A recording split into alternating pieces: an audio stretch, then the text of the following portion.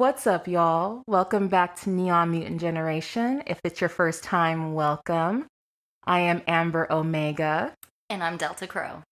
And we are back for another episode. Hell yeah. I'm excited. Episode 13. Episode 13. This is going to be our Halloween spooky episode. Ooh. So, gotta celebrate the times right now. That's right. 'Tis the season. Yes. So let's get kicked off. What are you watching right now? Oh yeah, and we're talking TV series, right? Yes. Okay. First one, me and Janelle are watching Claws. Oh yes! Oh, I love Claws. Yes. Hell yeah! Audrey and Janelle have been telling me to watch this show for a while. Yes. And luckily, Janelle put it on the other day. Oh my God. And I'm hooked. I'm so happy for you. I am hooked. It is just fabulous. Fabulous. Niecy Nash killing it as Desna. Yes. Just this wonderful, like, badass bitch. Yes. Owning this nail salon in wherever, Florida. But it's like also a money laundering service for Uncle Daddy. Uncle Daddy! I could not believe it when I saw Dean Norris's name pop up in the credits. I was like, Hank? Right. Really? Right. Like Hank from Breaking He's Bad? amazing. He's amazing. That accent is so absurd. I just can't. But I'm here for it. Yes. I love it. Thank you, Uncle Daddy. The name alone. Uncle Daddy. I love it. And he's married to Dale Dickey, which is so exciting. I don't remember her character's name. It's like Aunt Mommy, probably. Yeah. Well, what is she from? Ooh, she was in this movie with Tina from the L Word, like The Amazing Adventures of Two Girls in Love. Oh, yes. Yeah. I don't remember. It's been a long time. She's in that. Okay. She's also in the recent Fallout series. Oh, if really? You saw that. I haven't watched it yet. But She's in that. She's okay. also in what was this show called with Toni Collette? Like not Unforgivable, Unspeakable, maybe maybe it is Unbelievable. Wait, not the one where she had the personalities, right? No, that's United States of Terror. Okay, that's okay. Love That's different. That okay, show. This is a different show. Okay. Yeah, with Toni Collette, Dale Dickey is in it, and Merritt something. Okay, I don't think I know this one. About a girl who unfortunately was sexually assaulted, and she goes to the police and they dismiss her, don't believe her, and then she takes it back, but then she goes back and tells her story again. It's like, do we believe this person? Oh, shit. When there's other similar crimes happening at the same time. Yeah. I want to say it's called Unbelievable. Okay. But wow, okay. Dale Dickey, I started calling Frida Dale Dickey. Oh, I love it. Because I call her Deaky Deesh, Aww. so I'm like, Dale Dickey. I'm so sorry, tangent. That was a wild tangent. But, yeah, Claws is so good. Harold Perrineau. Yes. As Dean. Yes. Precious Dean. I haven't watched it in a while, so you're just bringing me all back to the characters. Oh my God. Precious yes, Dean. I love Dean. Oh, I love that she's so down for her brother. She takes care of her brother, Yes. Dean, who's on the spectrum. He's a really sweet character. Yes, I love him. And then you got Virginia. Mm-hmm. Miss Virginia, Miss Thing, Miss China Doll. Trying to come up on Desna. Yeah, Carucci is great in it. Yes. I really like her in it. She is just fabulous. The whole cast is just freaking wonderful. Oh my God. So are you on the first season right now? I'm on the first season, Okay. but a lot of shit goes down. I know, so I don't want to say anything because I forget what season happens on which shit. So yeah. Oh, her boyfriend Roller, Uncle Daddy's baby boy. His baby boy. Oh my God. Like, promise Desna, if she works with Uncle Daddy for a year, she'll get a bonus of $20,000 so she can open up her nail salon of her dreams. And the year comes, and of course she doesn't get her money. She gets like $3,000. Oh my God. Nope. And she's tired of the runaround. She doesn't want to be in this business anymore. And she's tired of Roller's shit. And that's her like boyfriend. I think I mentioned that. And then she goes to his house to like thread his eyebrows. And then she tries to drown his ass. But then he pops up back alive and starts to Mm-hmm. beat the shit out of her. I was surprised they showed that. Yeah. I was like, damn, she's... Yeah. He's also having an affair with Virginia. Mhm. That's what Niecy Nash walks in on, and Virginia is still in the area and fucking shoots Roller. Yes. When you think all is lost. Oh, yes. Mhm. Virginia comes and shoots his ass, and then they throw his ass in a boat, set it on fire, and they're like, "It's good, we're good." God, I forgot how wild that season is. Yeah. Oh my god. Mhm. Oh my god. Mhm. And then Roller's not dead. Right. He's kidnapped by this wild woman Oh who lives out in the swamp. She's this artist with the pubic hair. my god. Yes. Like, she is sculpture. terrifying. Yes. Oh, she calls him Mr. Emerson. It's wild. She has him chained up. Mhm. It's very Black Snake He's Moan. going nowhere. He ain't going nowhere. Oh my god, I forget this is all the first season. All the first Oh my god. season. And Desna's character decides to pin the murder on her abusive foster parents who are like Yes. real estate moguls. Yes. Oh my god, yes. Oh my god. And then like, what's his name? Roller's brother. Mhm. I want to say his name is Bryce, maybe? I think so, yeah. Who's with a blonde woman, right? Yes, Yeah, he's with the blonde woman, and Bryce, he's like trying to come up, but he's also, he's a novice. He doesn't know what he's doing. Right. He doesn't know if he can take that on. Right, exactly. His wife definitely doesn't want him to join that. What is it called? The Dixie Mafia? That's right. The most ridiculous thing. She doesn't want him to become part of the Dixie Mafia, but he's enticed by that money and that power. Right. So he does go to Desna's foster parents' house and fucking shoots them in the back. Man. Yeah, to cover their tracks. Oh my god, the whole Virginia making up that story about the pigs licking her feet. To throw them off the trail. Oh my- I'm like, yeah. how did they not shoot you dead right then I and there, know. girl? Like, that was rough. That was rough. Not believable. Oh my But good gosh. TV. Yeah, Yes. Claws. Oh, and then Virginia bangs Dean. What is that about? Oh, that's right. That is so strange. That is so strange. Oh, yeah. It gets more interesting. Yeah, for I'm like, sure. I hope you really love Dean. It gets, yeah. I hope so. 'Cause that is just because you saw he's got a big old thing. I know. Like, he loves you. He loves you. He's already calling you his girlfriend. Like, Mhm. you're messing with this poor man. Anyways, so good. It is. I'm so happy you're watching that. Me too. I feel like it's so underrated. Mhm. And I think I already loved Niecy Nash prior to this, but Mhm. because of this show, I just absolutely was just obsessed with her. Absolutely. And the fact that she met her wife on this show. Oh, did she? Yes, she Oh. did. Mm-hmm. Does she play a character or is she behind the scenes? I can't remember if Jessica is on the show, but I know Jessica does music, I think, at some point for the show. So I Okay. can't remember if that's how they met or if she Mhm. actually is appearing on the show. But yeah, I can't remember. But I do, yeah, I remember hearing back when she was with her ex, Mhm. he was really uncomfortable with her doing a lot of the sex scenes. I'm like, fuck you. Please, I want Niecy Nash in all the Right. fucking sex scenes. Oh my I'm god. bored with you, sir. I want to see that. I want to see that. Yes. Oh my god. Sit down, sir. So yeah, I'm glad that she kind of got rid of his ass because I think Mhm. he was definitely holding her back. Absolutely. And yeah, she met Jessica, but yeah, it's an amazing show. Hell yeah. I don't think I watched the very last season of it, which I Mhm. think might have been season 4. Right. But yeah, I definitely watched the first 3. I'm So, I'm yeah. hooked. Oh, the, yeah. The claws are sinking. Yes, is that why your nails look all Yeah, cute? Yeah, hell that's yeah. right. Yes. I'm on theme today. You hear the nails? Yes. It's for you, Desna. I love it. Even though I'm not someone that gets my nails done, I have such an appreciation for the Mhm, art, and the mhm. nails look beautiful. Oh, absolutely. On that show, like, oh my god, whatever nail artist they got to come in there and actually do the And do nails, it. like, it's beautiful work. I have so much respect for it. It is definitely a really cool medium of art. It is. The it whole is. nail palm Yes. situation, the competition Yes. where they kick ass.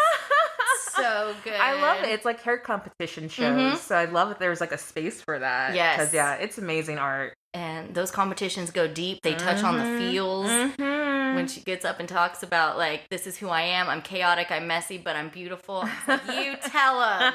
You tell him, Desna. You win that money. That's right. That's right. No, it's a great one. It is so good. And Polly's whole character, how she's like 5,000 different people. Polly is, so fascinating. So fascinating. I knew when I saw her like all like perfect and prim and proper, I was like, that girl is nuts. Something's up here. Something is up with her. Like, no. And then you see the little flash of the ankle bracelet. I was like, knew it. There's something up with her. No, she caught me off guard. I was like, oh shit. Polly's done stuff. She is so unassuming. You would never think. She literally looks like June Cleaver. Like, yes. I love it. I love it. It's a great cast of women. It really is. Then you got hot ass Quiet Anne. Oh yes, my god!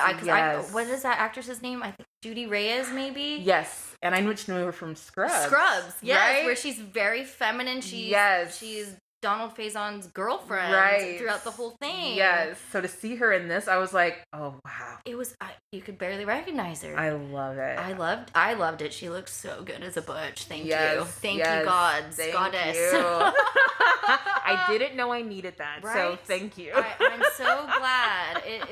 It's what we needed. Yes, it is what we needed and wanted and deserved. Honestly, so hot. Shout out to Quiet Anne. Yes. Love you.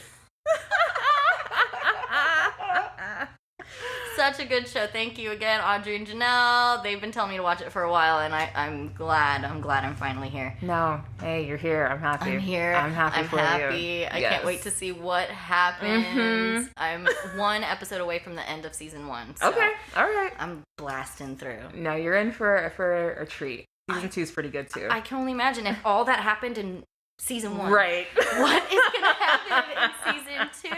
Also, how is Roller still alive? I know. I couldn't believe it. I know, same. I could not. I was shook.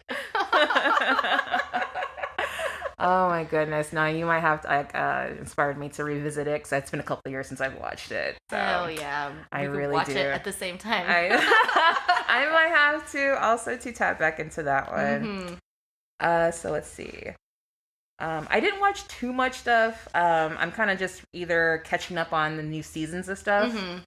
So Bob's Burgers. Ooh, there's a new season? New season started. Okay. There are only 2 episodes in, so it just started. But I am bummed. It looks like they're right on a break. So I'm just like, come on. There better be a Halloween episode. Right. Don't fuck me on this, Bob's Burgers. You can't. Bob's Burgers Halloween episodes are premium. They are. Like, my favorite is the one where they scare Louise. Oh, yes. The haunted house. Like, that one I watch all the time. And then I love the Full Bars episode. Yeah. Those are just so good. But I watched the drive-in episode. That's, like, one of the new ones right now. Okay. Where Bob takes the kids to, like, the old drive-in before it closes in town.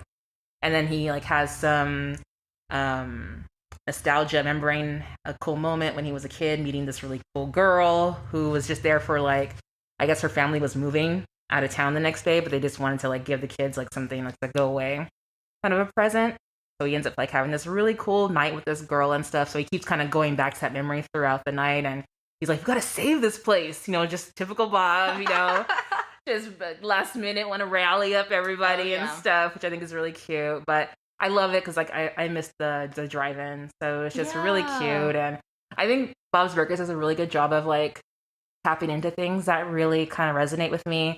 There was an episode a couple seasons ago where he takes Tina to go see, like, it's supposed to be kind of like maybe a Rocky Horror kind of like knockoff kind of thing. Oh. He takes her to, like, a midnight screening of it, and, like, it's like a tradition that's been playing, and, like, everyone dresses up and stuff. So it's kind of like, it's a musical, but it's like a rock comedy kind of thing. Yeah. Oh, that sounds wonderful. And it's cute. But that episode honestly was hard because she wanted to invite Jimmy Jr. No. And then, of course, he wants to invite Zeke. Yeah. And then, however, Jocelyn and God, fuck it right now. The one I really can't stand, the blonde who can't stand Tina. I wish I could help. I don't remember. Sheena, where are you? I know. I can't think of her name right now. Phone a friend. But these are, like, her friends. And I'm just like, why doesn't she have a better friend group? For like, real. it really annoys me. And the whole night, these like, people that she invited, they just kept, like, talking shit throughout the whole movie. We're ruining it. They wanted to, like, leave those two boring. And Bob's trying to share this moment with his daughter. So I love that it taps into those things, but yeah, I've had like definitely I'm like, please give Tina a better friend circle. Like, Yeah, why does she deserves not it. have good friends? Like, Tammy? Is that her fucking name? Maybe Tammy. Tammy and Jocelyn. I feel like that's their That names. sounds right. Sounds But- like bitches. Yeah, it drives me nuts. But no, I do enjoy the show. I do feel like as the seasons go on, it's not as consistent Sure. as it was in the early stuff, but that's just how things go typically, so I'm not shocked. But I think there are still really good episodes. Without the writer strike this year, I know that cut last season really Okay. short Yeah, because of yeah. it. So this season we'll probably get like a full season of episodes. And I don't know. Well, I'm hoping for the best. Like I'm really hoping for this Halloween episode. They and better come. I know, and the Thanksgiving one. Thanksgiving, because Bob doesn't fuck around with Thanksgiving. No, he does not. And I love it. I feel like I embody like every character a little bit. Mhm. Like there's parts of Gene that I very much resonate with. Yeah. Like him getting like freaked out when his favorite chocolate candy, he found out that they changed the formula to it. Oh my god. So he like goes down to Yeah. the chocolate factory. I would totally do that shit Yeah. as a kid. Like they totally fucked up Reese's Buttercups now, so I would have totally done Oh, totally. What's up? Oh, it's What's awful. up, Reese's? It's awful. What the fuck did y'all do? How could you do this? I'm not a peanut butter fan myself, but how could you do that to my friend? Oh, I know. Not everyone loves the peanut butter, but it was probably my favorite candy, and yeah, I totally resonate with that. And then I think I like Tina, like boy crazy and Oh, shit. yeah. Like I definitely understand that. Bob being a foodie, because I would Mhm. totally try his burger of the day. Oh, like absolutely. that. So yeah, I think Louise is probably the only one maybe I wish I resonated more with, Mhm. but I don't. But there's like little parts of me that are Louise, but yeah, I not know enough. Not enough. Her and Linda are definitely. that. They are their own beings. Yes, for I love sure. them. I love them. They're so amazing. And I think that's what I love about this show. It's just the dynamic is so different from like other like family Oh, yeah, animated totally. shows. Like Linda is like the more extroverted, Mhm. whereas Bob definitely more conservative, not as spontaneous. Yes. But I think that's great. So yeah, no, the season just started, so I'm excited to check it out. So I do hope again that they stick with the holiday episodes, as I feel like those are like pretty much like they're like ones I look forward to the most. They're strong suits. They really are. They really are. So You better come correct, Bob's Burgers. Give us what we want this holiday season. I know. I mean, it's different because I know they're having to like change up characters. Like I know Jimmy Pesto Oh. is voiced by another actor now. Actually, had to get rid of the other guy. Yep, you had to go, sir. Yeah, and it's gonna take some time to get used to. It's different. 'Cause that guy had a hilarious voice. Oh, totally. It was hilarious. So like, I'm really gonna miss that kind of smuggier sound that Jimmy Pesto has. Oh no. So it sounds like way different. Oh yeah, yeah. Oh, no. But I mean, like, that's kind of unavoidable when Yeah. you like change out the voice actors. It's really hard, and I know sometimes they'll try to imitate the Right. last actor, but even that doesn't work. So it just kind of sucks because you just get so, I don't know, like a better word, grandfathered in, Right. with that voice actor with this character. Because Mhm. like, I don't know if you've watched The Simpsons at all recently. Like, No. nobody sounds the same for most of the part. Really? It's so disturbing. Oh no. Yeah, it's so creepy. I mean, like, I think I watched one a couple months ago that was actually pretty funny, but like, I was just thrown off by all the voice differences. I'm like, this is not The Simpsons. No. Like- Oh, that is so tragic. Yeah, no, it's and it's also like people either it's new people doing voices, and it's also the original actors getting older. Yeah. so their voices start to deepen. Mhm. You know, so that just changes. You know, unfortunately, just without their control. But yeah, it's odd. So we'll see. We'll see. I wish Molly Shannon can come back for a couple of episodes because I love Millie. Millie's one of my Yeah. favorite fucking characters. So I hope that we can see some Millie this Hell season. yeah. Mhm. Come through, Millie. Yes. I really like Linda's sister. Is Oh, it Gail. Gail? Yeah, no. God, I can think of the actress's Gail? name. Megan Mullally. Yes. She's so good.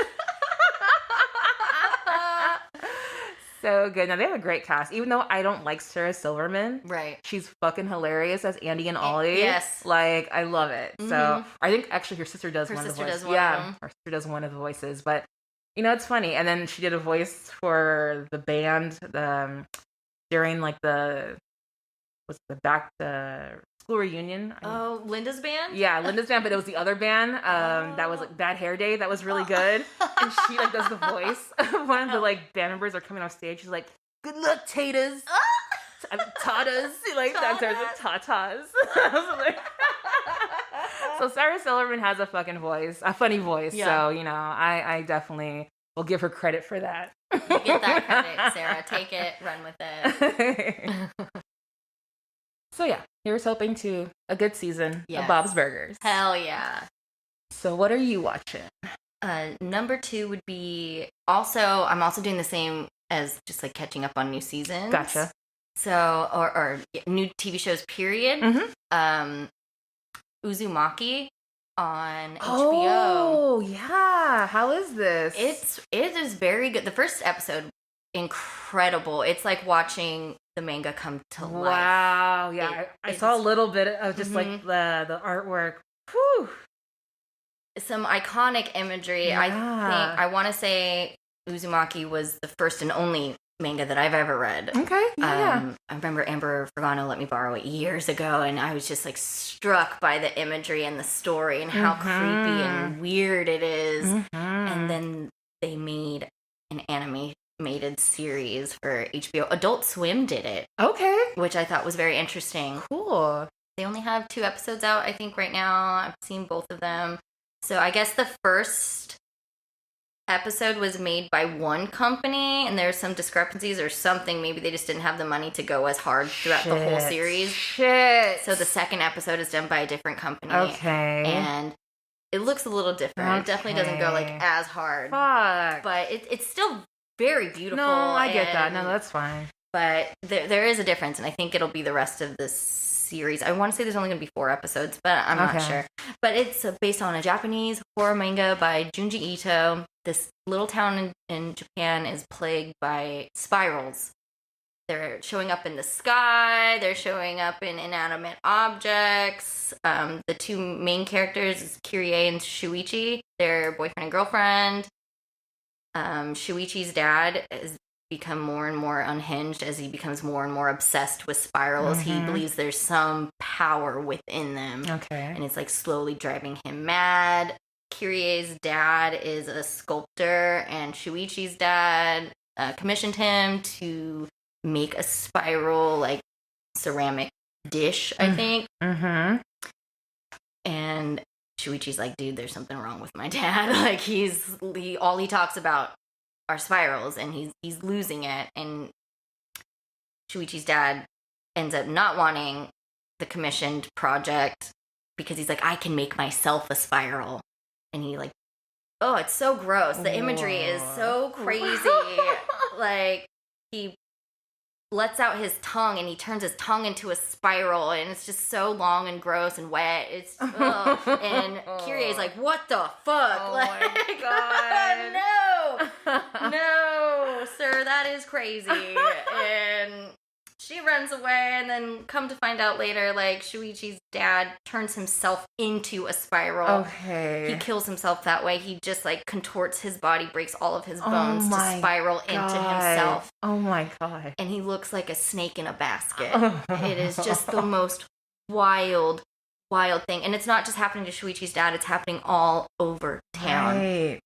Oh my God. There's this really iconic image of Azami, this schoolmate of Kirie, she's very beautiful, and she knows she's beautiful. She can get whoever she wants. She has this little crescent scar on her head, and she meets Kirie's boyfriend Shuichi, and Shuichi's like, I don't want nothing to do with you. And she's like, that's fucked up, because I'm used to everyone loving me. And he's like, no, girl, you got the essence of the spiral. Like, I feel there's something wrong with you. Damn. And then as time goes on and Azami realizes that Shuichi really doesn't want anything to do with her, she kind of loses it, and she's like, I can't see out of my eyeball. Is everything okay? And she lifts her bang. Is that with the spiral, Yes. with her eye socket all crazy, and her whole half of her face is a spiral vortex now, and her eye gets sucked into her head, and she looks fabulous. If my eye was that fucked up and I looked that good, I would be okay. But I feel like that's the image that everybody would know. Yeah. Even if they haven't seen Uzumaki or read the manga, like, you've seen that image. Gotcha. It is so well done. And there's also a kid who turns into a snail. Ugh. He's just constantly wet. Oh my god. He's just like, and he's so painfully slow and just like dripping. God. And then, oh god. Like, has this huge spiral on his back. You're like, what is that? And it's like protruding, and then the next time you see him, he's crawling up the window of the school as a snail. Oh my goodness. It's just, these spirals are fucking this town up.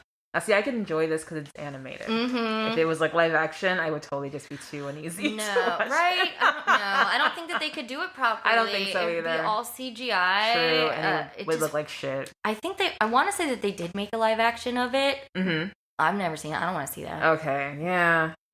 But this one is so good. It's all in black and white. Right. It really looks like the pages come to life. That's amazing. It is very, very cool. I'm excited to see where it goes. Cool. It's horrifying. Perfect for spooky season. Totally.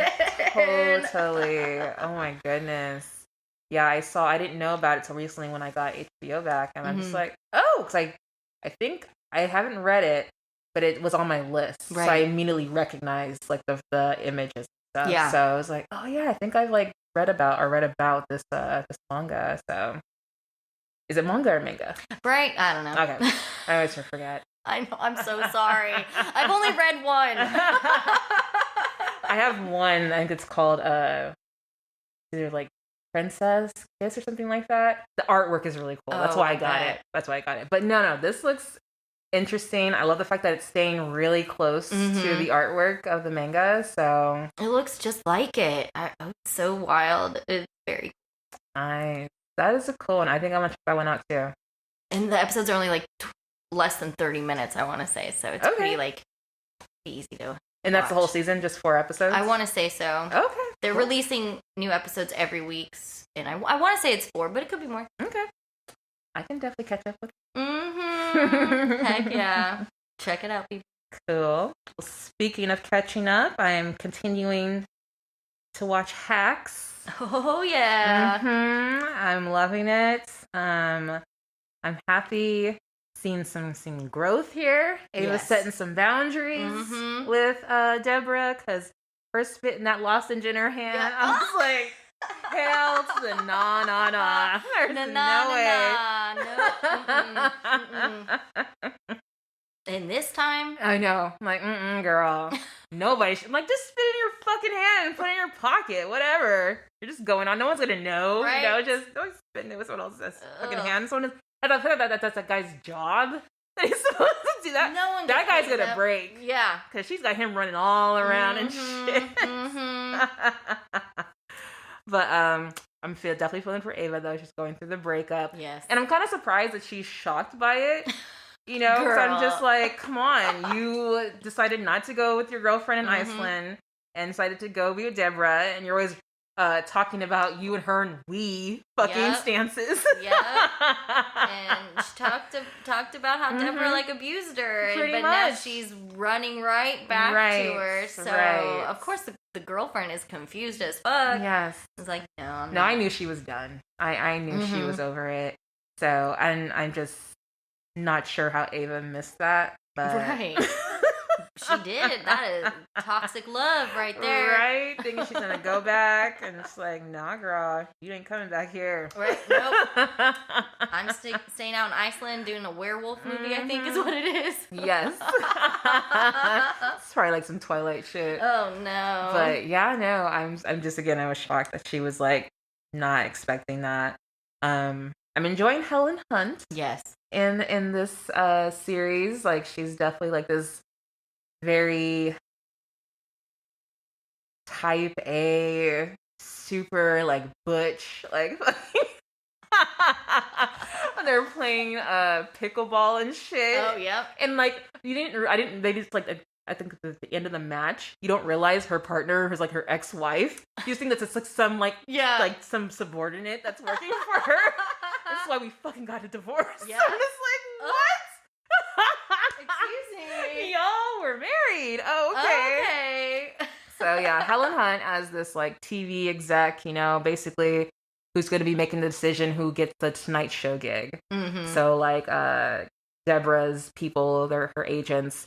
I forget their names right now, but they're so fucking funny. Yes. That girl is hilarious. Right? She is so good. So good. Like I love their team. Mm-hmm. Like I just love it.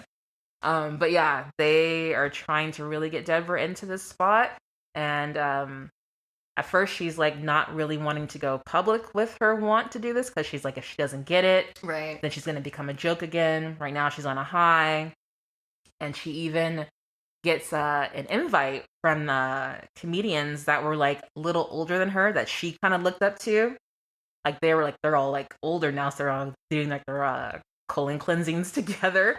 So I'm like, oh, people have colon cleansing parties? I'm like, okay. I mean, as the older you get, maybe I could see that. Right. Get it all done together. Normalize this. Right? So she's having like a colon cleansing party with these older comedians that she's always looked up to. She feels very honored to be invited, only to find out these guys are like, they're like fucking dinosaurs now. They hate everything that's new. They are like, bisexuality, just choose a side, like this very old and just dated ass way of thinking. And of course, they're not as in the spotlight or successful right now because they're so fucking dated and shit. You're not relevant. Right. And I love how that's such a great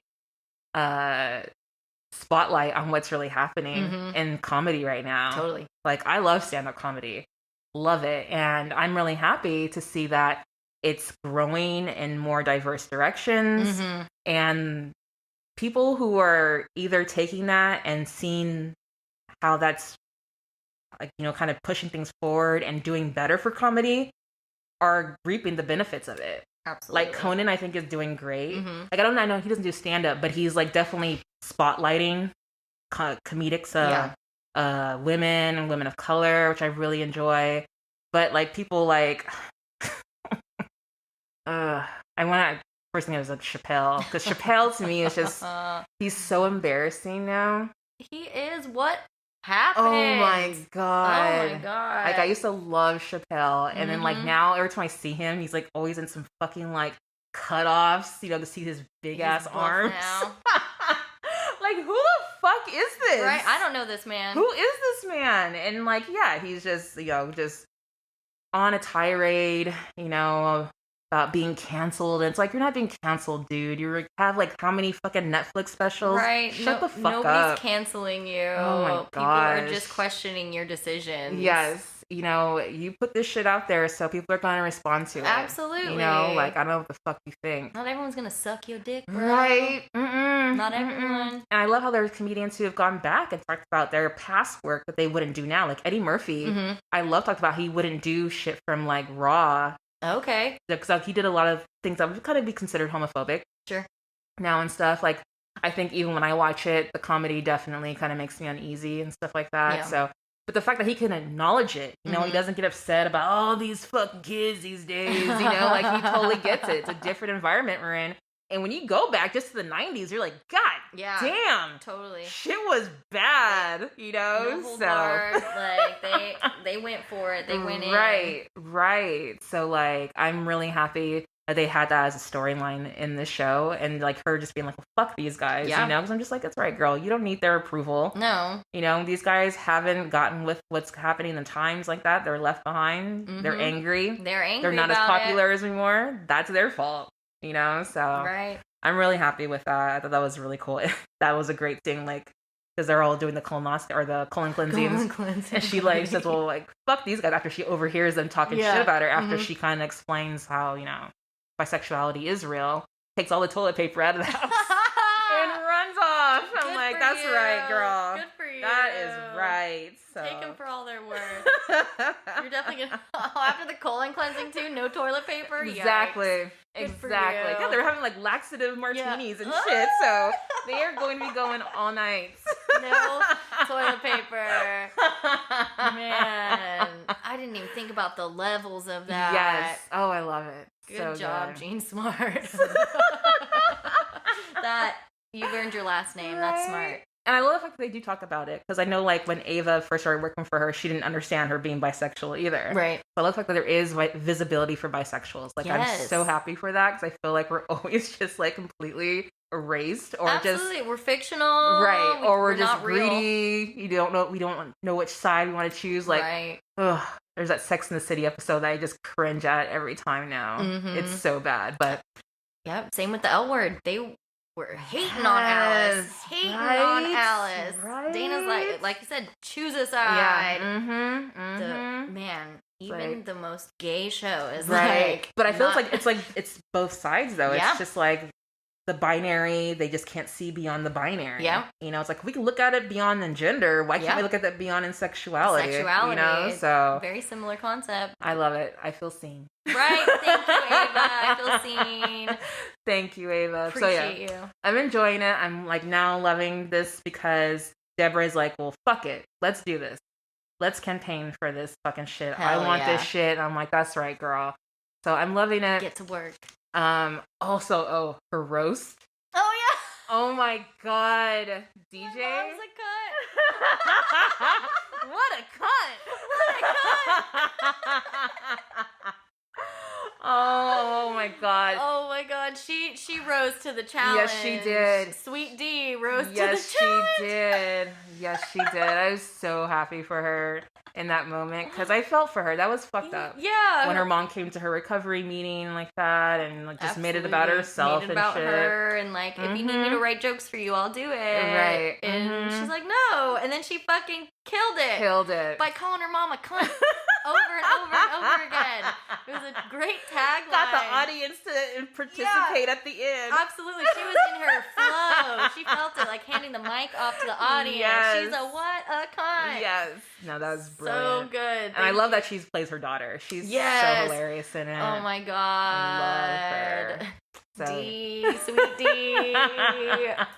I don't care if that character is very similar to the D character in It's Always Sunny or anything that she does. Me too, because it's she just does it so she well. does it great. I honestly, if I see her do something different, it would kind of take me back. Yeah, for a I second. don't want to see you in a serious role. I don't need it. I don't need it. I love you acting chaotic Yeah. and unhinged Same. and entitled. Same. I really do. Love it. You kill it. Oh my gosh. So yeah, great casting. Yeah, absolutely. All around great casting. The guest stars in it too, and anyone that just like shows up. So Yes. good. Yes. Thank you. Thank you. Hacks. Yes. Brilliant. Love it. But that's all I have. I haven't watched anything else for Hell yeah. today's episode. But what was the last thing? The last thing I've got is the premiere of Abbott Elementary. Oh fuck! I knew I forgot to watch something this week. Shit. That's good. Oh man, I was so excited. I love Abbott Elementary. Same. It is so funny. It's very similar to The Office in the setup. Mm-hmm. Of like a documentary about this school and elementary school in Philadelphia. It's primarily black children. Right. And the teachers, the staff, the principal, Oh Miss Ava. God, Ava. Ava is insane. So like she doesn't work at all. She doesn't want to work, but she's the principal and she's a doomsday prepper too. Yes. Like I love her so much. I love that episode where they calm her down, or like Yes! get her to like break out into her shell. Actually, with But also Juvenile. with Juvenile. Yeah. She's like, no, you can't do this to me. Perfect. Like they understand her character. I love it. All of the characters are just so amazing. Miss Cheryl Lee Ralph as Barbara Howard, Mhm. the wise, distinguished kindergarten teacher Yes. that Janine so desperately wants to be. Mhm. All of the characters are just so good. Ah, love it. Love it. The janitor. Yep, Mr. Johnson. Mr. Johnson. Oh my god. The conspiracy theorist. For real. Love it. But every once in a while, he's a substitute teacher. Yes. What is that about? Right? He takes up the reins. Yeah, he's a Mhm. jack of all trades. You can Love catch it. him doing anything at any time.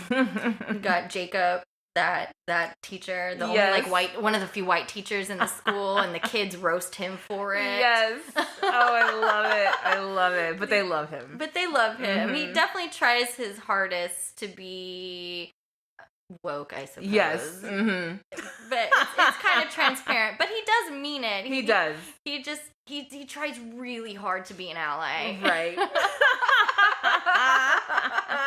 I like that's like the funny thing about him. Yes. Yeah. Oh God, what was the name of that like acting troupe that comes through that he was a part of? shoot. Something Ninjas. Oh man, I know what you're talking about. I totally forgot the But name man, of the it. fact that he was a part of that, and Ava was so stoked to get him up there to embarrass him. Pretty much. But have you seen season 3? Is that the one that just ended? The one that just ended, yeah. This is season 4. I didn't get the last episode. I Okay, think. then I don't want to spoil it. Okay, all right. But it's a new year, new problems arise. Did her and Gregory get together finally? Yeah. Okay, good. That's all. That's Yeah. great. That's great. I'm happy. They are together. Okay, I'm happy. They are together. It is so cute. HR comes to visit. Oh, Yeah, shit. Okay. And it's the same character who plays the HR person in season 3. I don't remember their character's name right now. But who is it? very bishy towards Janine. Okay. Very upset with Janine that she's not like fully committed to working at the district. Gotcha. Yeah. Okay. But everybody knows that Gregory and Janine are dating. Okay. Everybody knows. But they think that nobody knows. Oh, They think that they're hiding it very well. And everyone's like, we all know. We're just trying to get them to say it so it's not that big of a deal. Like, we all know. But HR comes to visit, and Janine and Gregory are like doing the most to make sure that nothing gets out. All right, I need to watch. Yeah, this one. it's pretty good. It's pretty good. And there's like a new golf course that's opening up in the area, so it's fucking with the school. Like the gas is being shut off. Oh shit. Yeah, it's really messing Of course, with a the fucking school. golf course. God. Yep. Okay. Yep. All right. It's All right. so funny, Ava.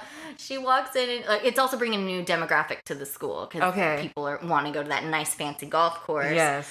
And they're trying to be cool and woke by going to the public school. Gotcha. So like rich white folk. Okay. And Ava walks down the hall, and she sees this white family, and she's like, "Oh my god, it's ghosts!" She legitimately believes that this child standing there in the hallway is a ghost when it's actually just a white child. That's good. Oh my god. So that should be an interesting development. Yes. Yeah. Yes. So really excited for this season. That show is so funny. Yes. Such I'm a excited. good comfort watch. You know they're doing a crossover, right? I know. Oh, I'm so glad you brought that up. With the going It's back, Always Sunny. going back to Sweet D. Yes. She is making an appearance at Abbott Elementary somehow. I can't wait. I'm like, is Dennis even allowed near our school? Like, how is that gonna work? Right? Or the logistics here. Like, because- how is he allowed? I know Frank with his little pageant that he made. He's Yeah. gonna be like, nope, don't know children. He's gonna make it very awkward and uncomfortable. Charlie was a janitor, Okay. so I would love to see Yeah. a face-off. Ooh, between him and Mr. Johnson, That would 'cause be fun. They're both weird. Yes, I could see that. I could totally see that. Yeah. I'm excited they're making it happen. I'm so excited. The best of both worlds. For real. In Philadelphia. Yes. Abbott Elementary, It's Always Sunny. I cannot wait. It's going to be the biggest thing for me whenever it Yes. happens. Yes. I'm so I love excited. it. But again, Dennis, how is he allowed at a school? There's no way. There's no way. Or any of them. Are any of them allowed near I know. school? I know. I'm not sure if it's going to be the full cast. Right. I think I really saw like maybe not Sweet D's on it. I don't think. Not in the photo that I saw. Right, I did see a photo as well. It was Danny DeVito, Rob McElhenney, Yeah. and Charlie Day. Yeah, that's it. Yeah. Yeah. So, So, I wonder if it's just the three of them. Maybe And that'll work. that'll work. That'll yeah. work. It won't be optimum, but it'll work because I do want to see how they get Dennis in there. Like, Yeah. No, I totally agree. So I mean, but if 3 out of 5 is good, that's good. We'll take it. Yeah, We'll I'll take it. I'll yes. take it. Just genius. I know. Genius idea. Thank Absolutely. you. Thank you, TV gods. Right? I'm so glad Quinta is a fan, so. Yes. Yeah. Oh, I just love her as Janine. Me too. And Quinta, No. thank you. She created that show, right? Yeah. Yeah. 'Cause Oh, it's kind of man. loosely based on, her life and stuff. Growing up, and like her mom was a teacher. So yeah, it's I just love that. what a great concept. I love the fact that we're seeing like, a predominantly black school. So seeing a white kid, I pretty much understand Ava thinking like, oh my God, Oh my fucking God. ghost. It's a ghost. It's a ghost. Because I don't think I see any white kids in No. that. Yeah, it's all black kids. So no, I love it. It's a great show, and the fact that we're on our 4th season now, and it's just getting better and better. Oh, so. absolutely. I'm so glad that Janine is back at the school. Me too. That was kind of like, I was worried about that last season. I'm like, is she gonna really stay here in the administrator? I was just like, no. you can't. This is like to go to the office, Jim going to Stanton. Right. Like, you just can't. You gotta, like, that's not gonna work. It's not gonna work. Bring him back. I know he's your least favorite character, but still, like, you have to bring him. It's not gonna work. It's not gonna work. And that's how we got Andy. Yeah. And Karen. So. But I mean, I feel like, that definitely gave us some more characters. So yeah, I do like that. Yes. Because we got the sassy HR. Hell yeah. HR person. I don't remember their name, but they are so funny. I'll have to look it up. Mm-hmm. All right. So that's what I've got for shows so far. I'm really excited for season 4. Me too. Thank you for reminding me. Anytime. I was hitting up all my friends. Who wants to come over? who wants to watch Abbott Elementary with me now? Okay, we're going to take a quick break, and then when we get back, we're going to get into our recent movie reviews. Ooh.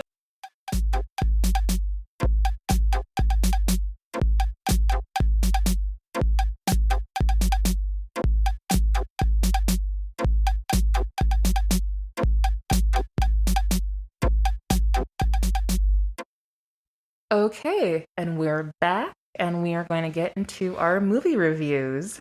So, Crow, what have you been watching? Okay, the first one is The Substance. Oh! I recently saw that with Amber and our buddy Abby, whose birthday is today. Happy birthday, Abby! Happy birthday!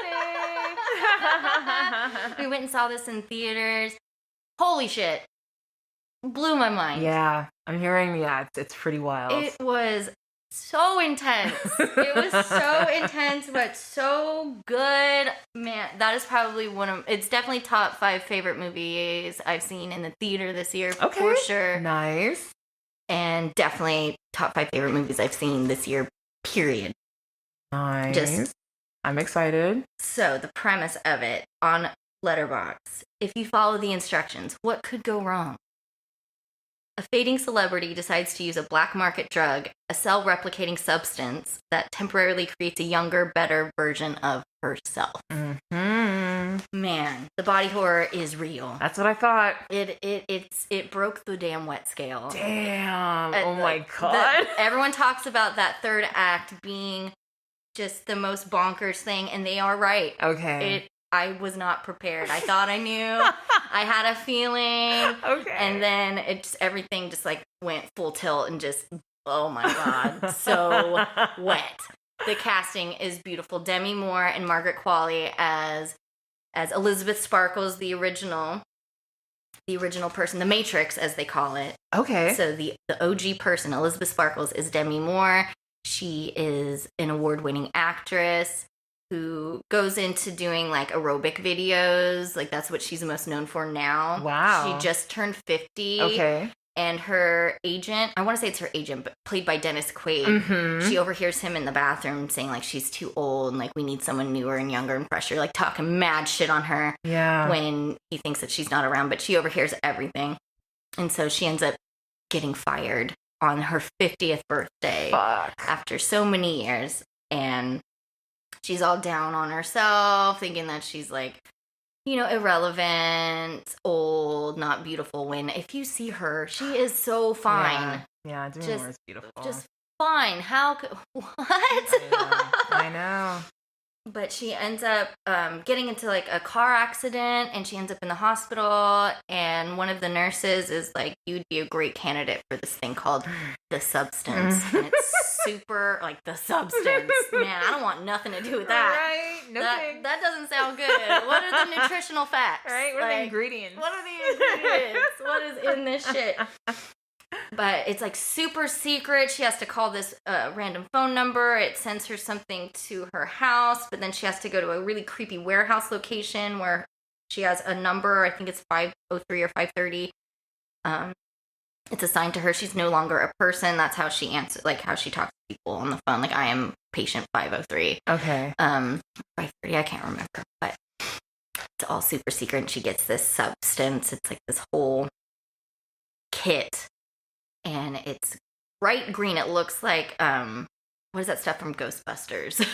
Oh, like the ectoplasm? Ectoplasm, yeah.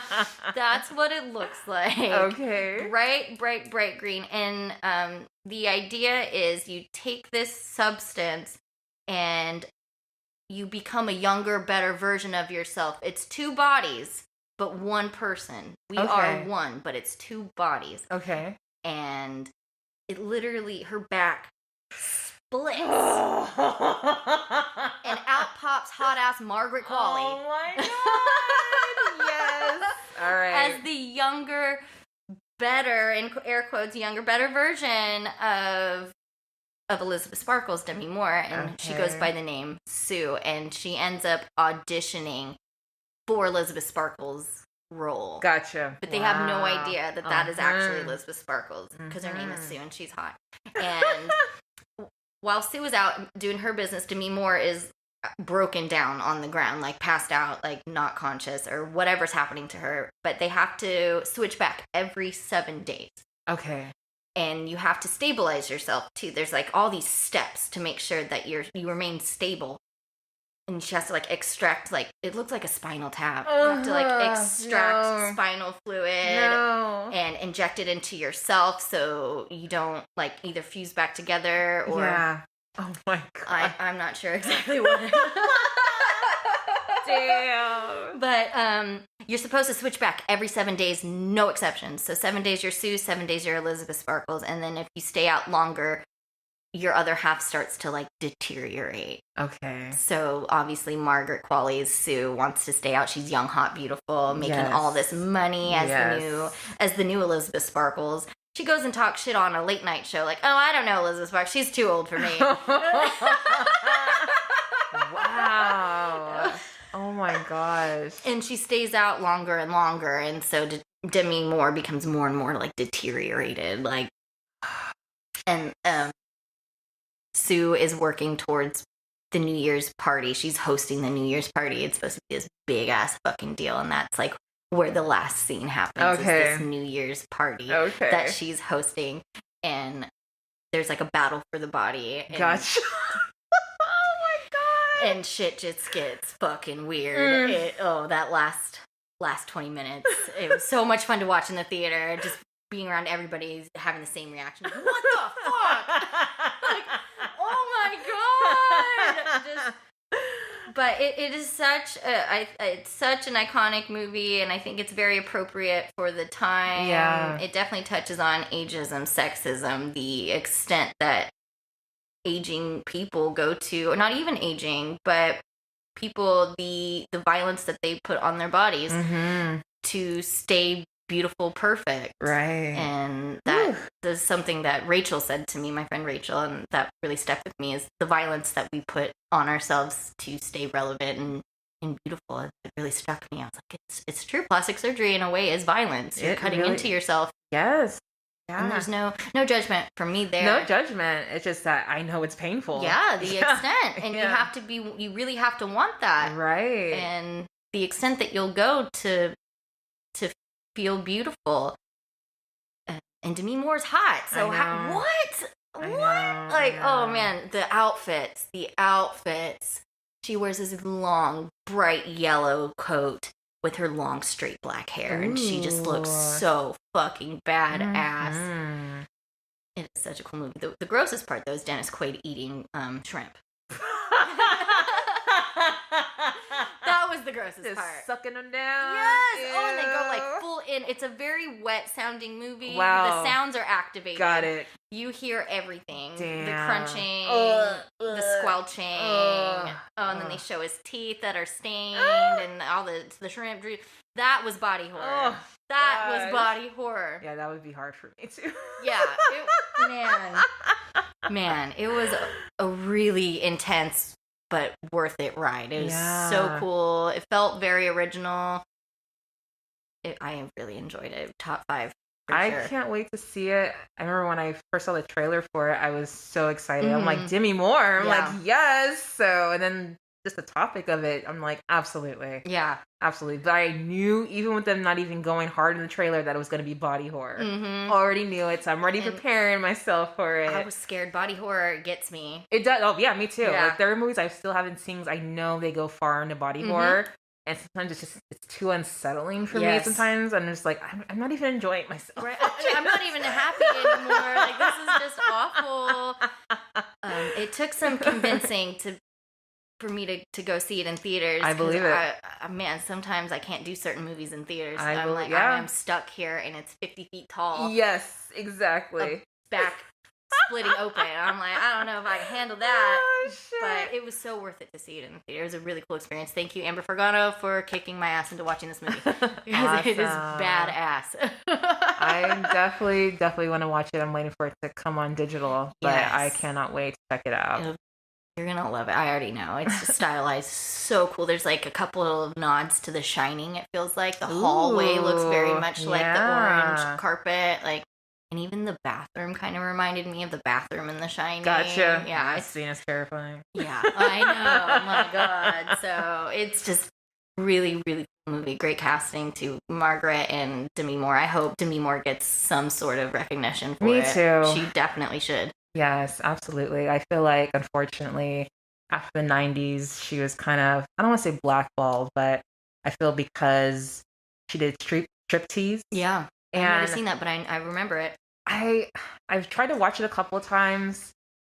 I think the pacing's a little off on it, but I do want to watch it, and she looks amazing in it. Oh, so, I mean, when did she not? God damn. And even like G.I. Jane, I liked and stuff, but these weren't like really big, successful movies. So I think like after that, I think the last thing I saw her in was like Charlie's Angels. Yes, and that was a big deal when that came out. Everyone was talking about how hot she was for her age. Right. I'm like, looking back at it, I'm like, what the fuck?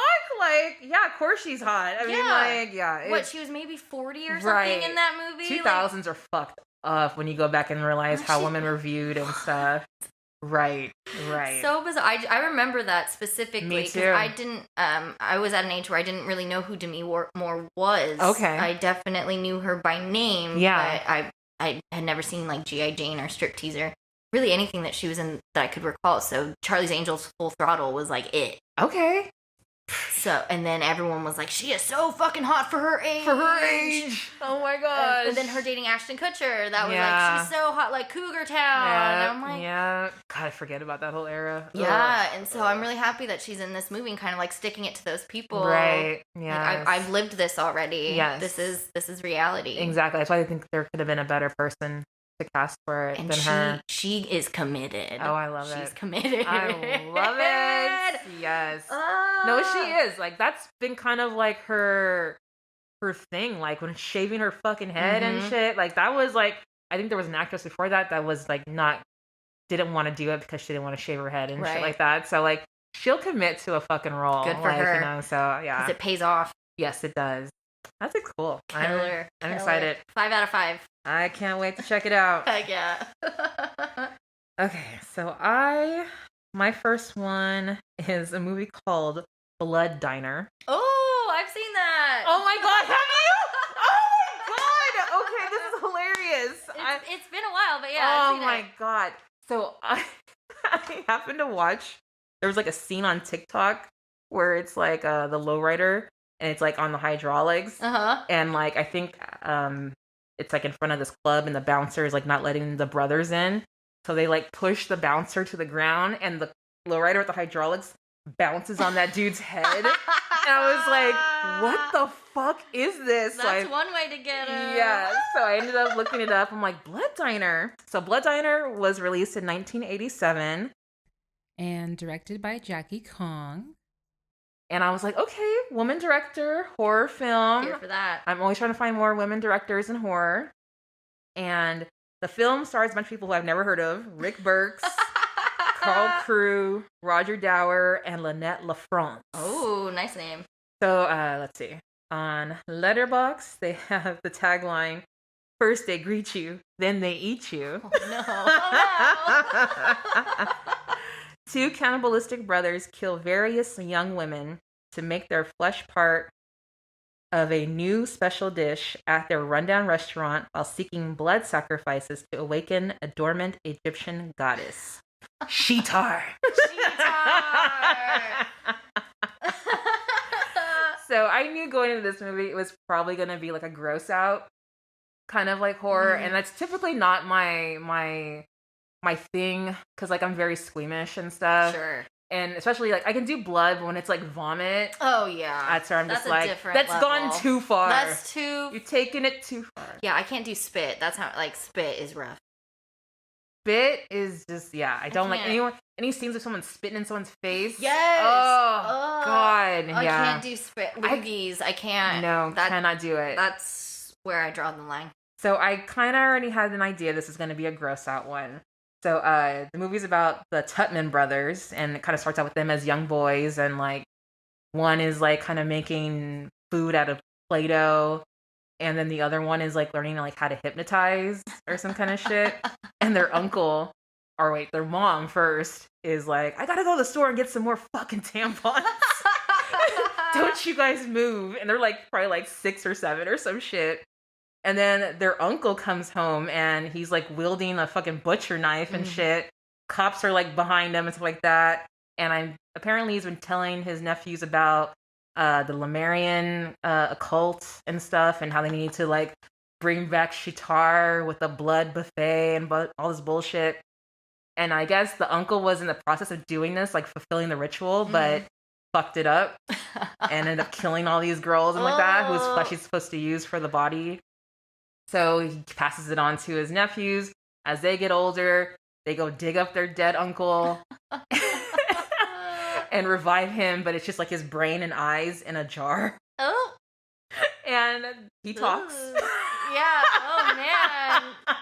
The Been voice. consolidated. Oh my God. The guy who does the voice for the dead uncle is just hilarious. It's like it's just the brain and the eyes in the jar and just his voice is kind of on top of that. It is hilarious. So they need their uncle to help them finish the ritual. Right. At this point, they're adults. They open up a restaurant, a vegetarian Oh, restaurant, and of course. and they're now serving the Lemurian special. Cruelty free, right? Which is pretty much just people. It's dead bodies. So yeah, it's a vegetarian restaurant serving human meat. Delicious.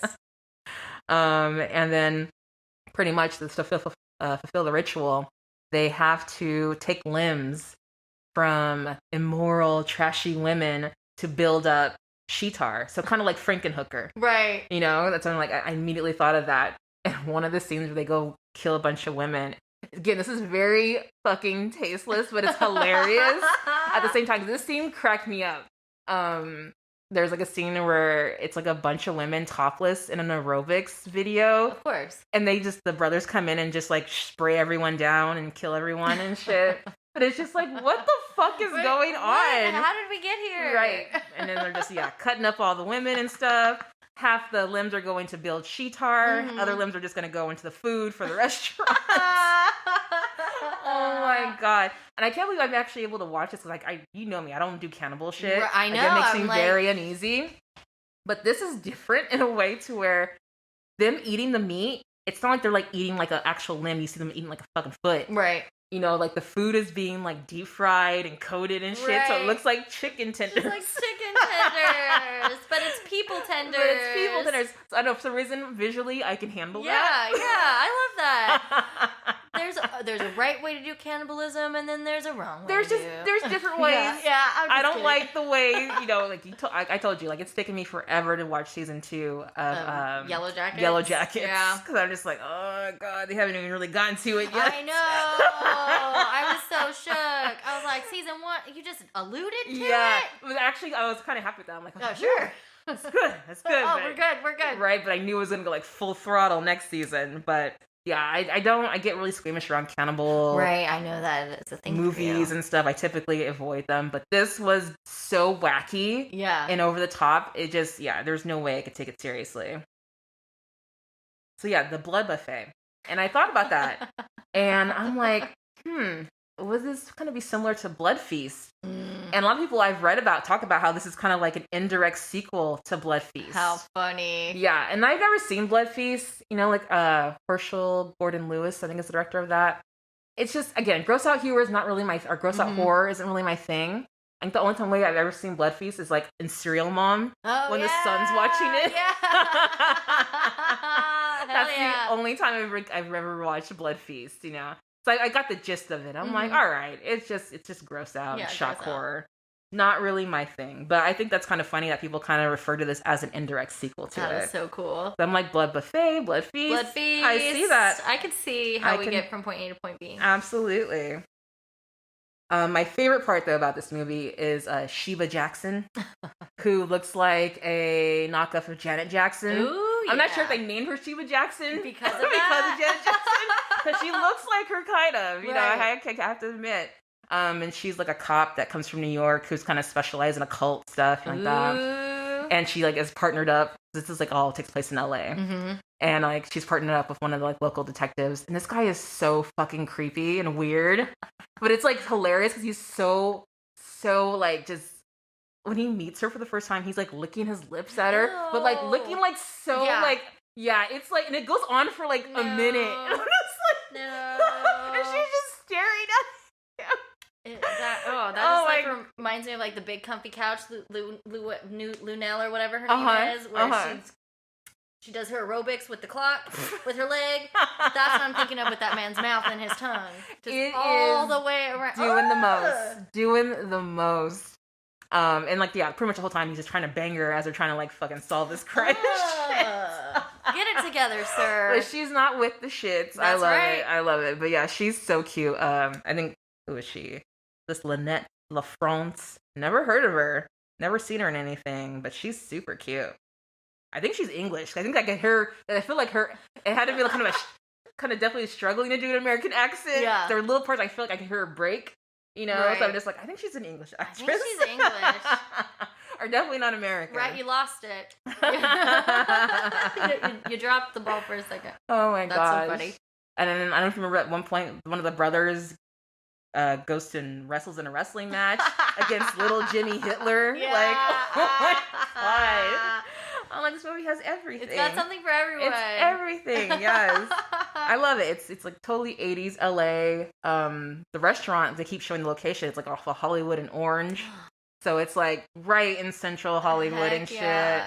So I love it. It's definitely got so many quotable lines. This is why I want to watch it a few times Yeah. because the lines in this movie are like, when was it? This one guy is like trying to like bang this chick. And he's like, I'm so horny, I could fuck a cow right now. It's just like, what Sir. the fuck? As you're just about to have sex right now with this girl, you're Right. like, Dog. You don't have to bang a cow. I'm right here.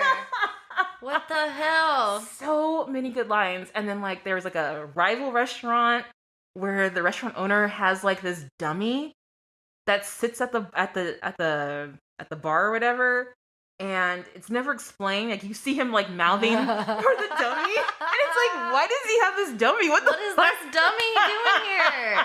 What, sir? What is the point? It's so fucking good. And of course, like it all ends at like that big, huge at a club where they're trying to like finish the ritual and bring Shatar to life. And it's pretty funny. It gets a little zombie-ish. You got some zombies, people eating people in this club and stuff. So No. I think it's just like a fun 80s gross out horror. I think I'm surprised how much I laughed at it. Like it was just That's so cool. so ridiculous. So I would probably give this one maybe a 4 out of 5. Hell Because yeah. I would totally watch this again now that I know what to Yeah. expect. You know, like Sounds like I would. you had a lot of fun watching I it. really did, and I've been like, it's been on my list for a minute now after I Mhm. saw that scene on TikTok. So, and the fact that I found out it was a woman director, I was like, oh, Even better. badass. So I'm like, all right, Miss Jackie Kong. Killing it. Thank you for Right? the Blood Diner. This one definitely needs to be more of a cult classic. I think Mhm. it just has all the right ingredients to be a cult classic. So Hell yeah. that was a fun one. I need to revisit that. I cannot believe you've seen it. Because I'm just like, we should watch this in a group Yeah, setting I'm because totally it's so down. fucking bonkers. Absolutely. Okay, so what is your other movie review? Okay, number 2 is Strange Darling. You saw it! saw it! Okay, all right, As soon as it came out on streaming and I was able to find it, cool. Okay. me and Amber had a Kyle Gallner fan club meeting. Yes. The fan club meeting. Yes, absolutely. Where we were talking about literally going through his whole discography. I Not get it. discography, excuse me, his filmography. Discography. Yeah, no, I got you. Yes, I totally I'm like, understand. even the random ass episode of SVU that he's on, I'm gonna watch it. Oh, I love it. But this is just, it's the perfect, like, second movie to Dinner in America. Like, watching Dinner in America yes. and then watching Strange Darling. Yes. It's just perfect. Oh, I love it. I'm he so kills happy. it again. I'm so happy. And he looks so hot in this as well, even though he's painted as, like, demented. Yes. Like, yes. his character's name is the Demon. Ooh, But wow. I know. Ooh, sexy. Okay. Sexy, but he's got that mustache. He's got the shotgun, this red flannel. Beautiful. Thank Yes. you. Thank you for helping us out. Once again, Kyle Gallner knocking it out of the park. And Willa Fitzgerald is the other person who stars in this movie. Mhm. Such a strange ride. Let me pull up Letterboxd for it real quick. Love hurts. Nothing is what it seems when a twisted one-night stand spirals into a serial killer's vicious murder spree. Whoa. This came out in 2023 by J.T. Molnar. Okay. Ed Begley Jr. and Barbara Hershey also appear. Oh my god. I know. That's so cool. I know. I'm like, oh, they're reunited. Ed Begley Jr. and Kyle Gallner from Veronica Mars reunited. Barbara fucking Hershey. Yes. Mermaids. Yes. Wind beneath my wings. Girl, it was so cool to see Barbara Hershey again. That's awesome. You know, I've never seen that movie. I've always You've never wanted seen to. Mermaids? No. Oh, It's not called- Mermaids. Not mermaids. What is it called? Beaches. Beaches. Oh my god. Mermaid in the Beach. I got you. I Right, thank got you. But Thank yeah, you no, for beaches. following that thread. She did, yo. No. I've always wanted to see that. Yeah. It is a very touching movie. Okay. But yeah, Barbara Hershey. Yes, Barbara Hershey. This movie is such a wild ride. I know I say wild a lot, but I can't think of anything else to really describe it. So it's like cut up in 6 parts, Ooh. 6 chapters. It's Okay. not linear. It jumps around. Ooh, I like it. So the beginning is like chapter, I don't remember exactly which chapters Mhm. numbers they are, but just for conversation's sake, like chapter 3, it starts like kind of like in the middle, Got and then it. it jumps back to number 1, and then it goes to like 4, and then 2, and then, yeah, Whoa. it is really cool, and it just says big letters chapter 2, and it says Okay. like here kitty kitty, like the name, and it's just such an intense ride, and it's about it. There's like a title card that shows up almost in the vein of like Star Wars, that like moving dialogue, Yeah. monologue, whatever it is. Yeah. You're in the exposition and Yes, stuff. exactly, and it talks about this is the footage of like the last days of a prolific serial killer, and it's their final crimes. Okay. And so, like, the scene opens up to Willa Fitzgerald running frantically through a field, bloodied, missing an ear, and Oof. you see Kyle Gallner in all of his delicious glory running after her with a shotgun. Okay. So it's just Okay. like cat and mouse. Mm-hmm. It does start off with a one-night stand. They do meet each other, and they're talking about hooking up in this hotel. He has a wife. She's not interested in doing anything other than what this is. They get into the hotel room. She wants him. It's like consensual non-consent. Okay. Does that make sense? Yes. She wants that bad, Gotcha. and it gets uncomfortable. Whew. It's very uncomfortable, but oddly hot because it's Kyle Gallner. I would be like, I want that too. I didn't know I wanted that. You're making me feel dirty. Damn, I get it. He definitely will get you feeling that way. I know. Oh, man. I was like, great idea. Great idea. Thank you for sharing that to me.